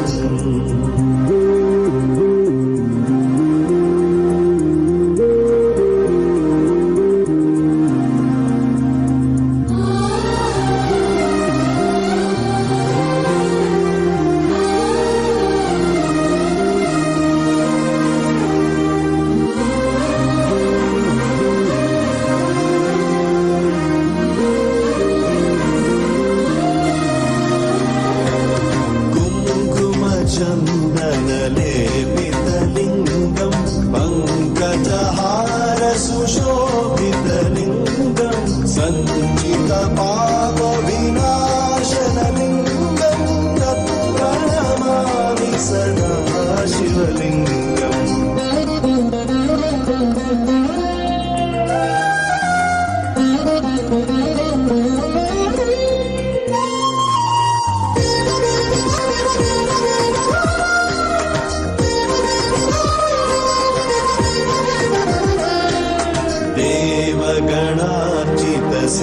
देवगणार्चितसेवितलिङ्गं भावैर्भक्तिभिरेव च लिङ्गं दिनकरकोटिप्रभाकरलिङ्गं तत्प्रणमामि सदा शिवलिङ्गम्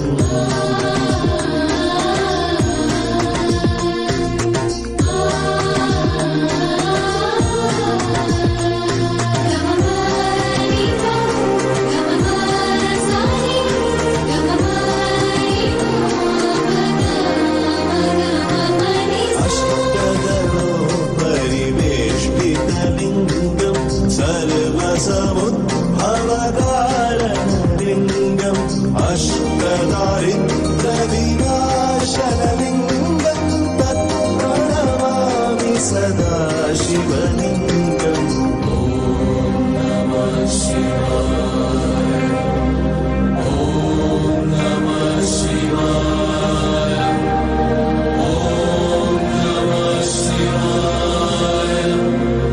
ॐ नमः शिवाय सुरगुरुसुरवरपूजितलिङ्गं सुरवनपुष्पसरार्चितलिङ्गं परात्परं परमात्मकलिङ्गं तत्प्रणमामि सदा शिवलिङ्गम् नमः शिवाय शिवलिङ्गम् नमः शिवाय शिवलिङ्गम् नमः शिवाय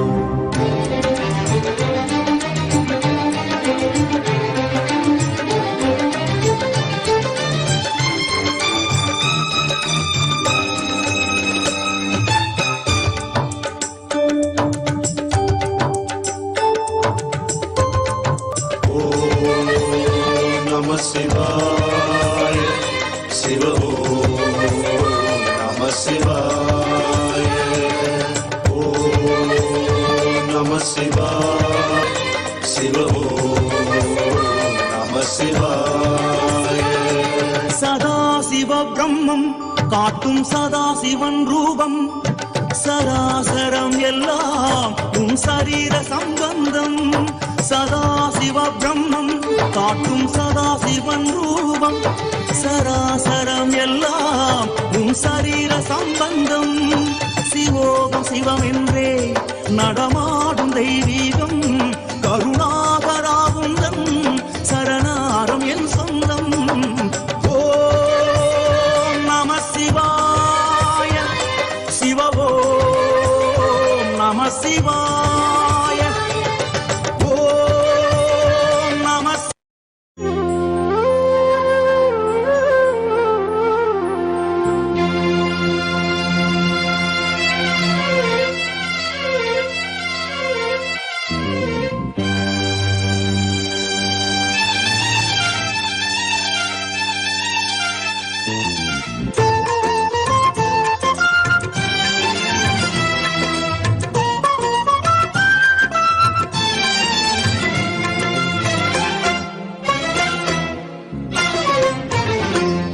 உன்னை நினைத்தாலே முக்தி வந்திடும் அண்ணாமலையானே நான் தினந்தோறும் எண்ணும் வரம் வேண்டும் பொன்னார் மேனியனே உன்னை நினைத்தாலே முக்தி வந்திடும் அண்ணாமலையானே நான் தினந்தோறும் எண்ணும் வரம் வேண்டும் பொன்னார் மேனியனே சித்தர் பூமியின் ஜீவனாகிய சிவகுரு நாயகனே சித்தர் பூமியின் ஜீவனாகிய சிவகுரு நாயகனே சிவபுராணமே போற்றிடும் ஹரனே சிந்தையின் ஒளியே அண்ணாமலையே சிவம் சிவம் சிவம் சிவம் அன்பே சிவம் தினம் தினம் தினம் தினம் சிவம் சிவ தியானம் சிவம் சிவம் சிவம் சிவம் அன்பே சிவம் தினம் தினம் தினம் தினம் சிவம் சிவ தியானம் உன்னை நினைத்தாலே முக்தி வந்திடும் அண்ணாமலையானே நான் தினோறும் எண்ணும் வரம் வேண்டும் பொன்னார் மேனியனே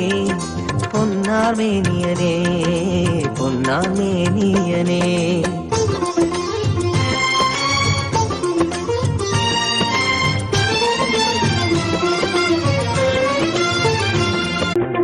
தினம் தினம் தினம் தினம் சிவம் சிவ தியானம் சிவம் சிவம் சிவம் சிவம் அன்பே சிவம் தினம் தினம் தினம் தினம் சிவம் சிவ தியானம் உன்னை நினைத்தாலே முக்தி வந்திடும் அண்ணாமலையானே நான் தினந்தோ தினம் சிவம் சிவ தியானம் சிவம் சிவம் சிவம் சிவம் அன்பே சிவம் தினம் தினம் தினம் தினம் சிவம் சிவ தியானம் அண்ணாமலையானே நான் தினந்தோ தினம் சிவம் சிவ தியானம் சிவம் சிவம் சிவம் சிவம் அன்பே தினம் சிவம் சிவ தியானம் அண்ணாமலையானே நான் தினந்தோ தினம் தினம் சிவம் சிவ தியானம் சிவம் சிவம் சிவம் சிவம் அன்பே தினம் சிவம் சிவ தியானம் அண்ணாமலையானே நான் தினந்தோ தினம் தினம் சிவம் சிவம் சிவம் சிவம் அன்பே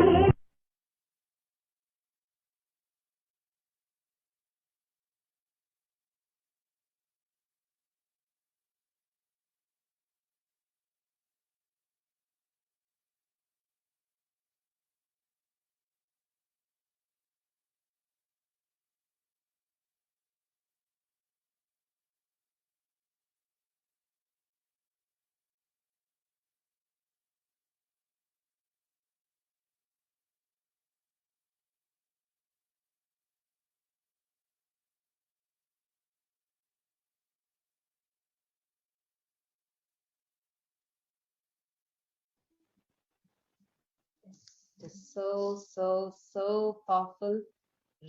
Really beautiful, intense darshan. Actually, the first ever.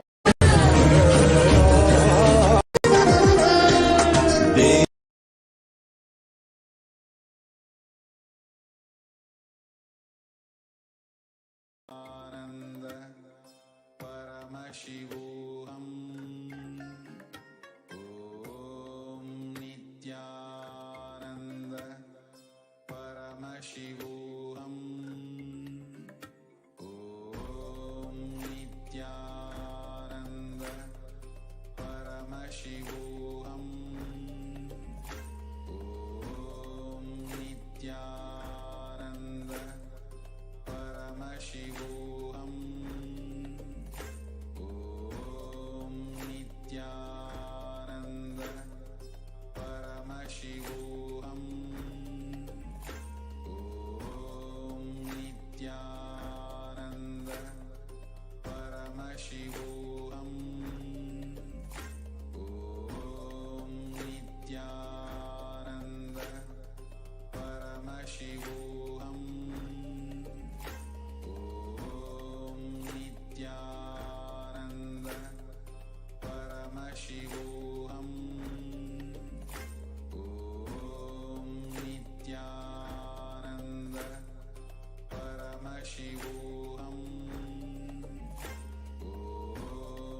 Nithyananda Paramashivoham. Om Nithyananda Paramashivoham. Om Nithyananda Paramashivoham. Om Nithyananda Paramashivoham. Om Nithyananda Shivoham. Om Nithyananda Paramashivoham. Om Nithyananda Paramashivoham. Om Nithyananda Paramashivoham. Om Nithyananda Paramashivoham. Om Nithyananda Paramashivoham. Om Nithyananda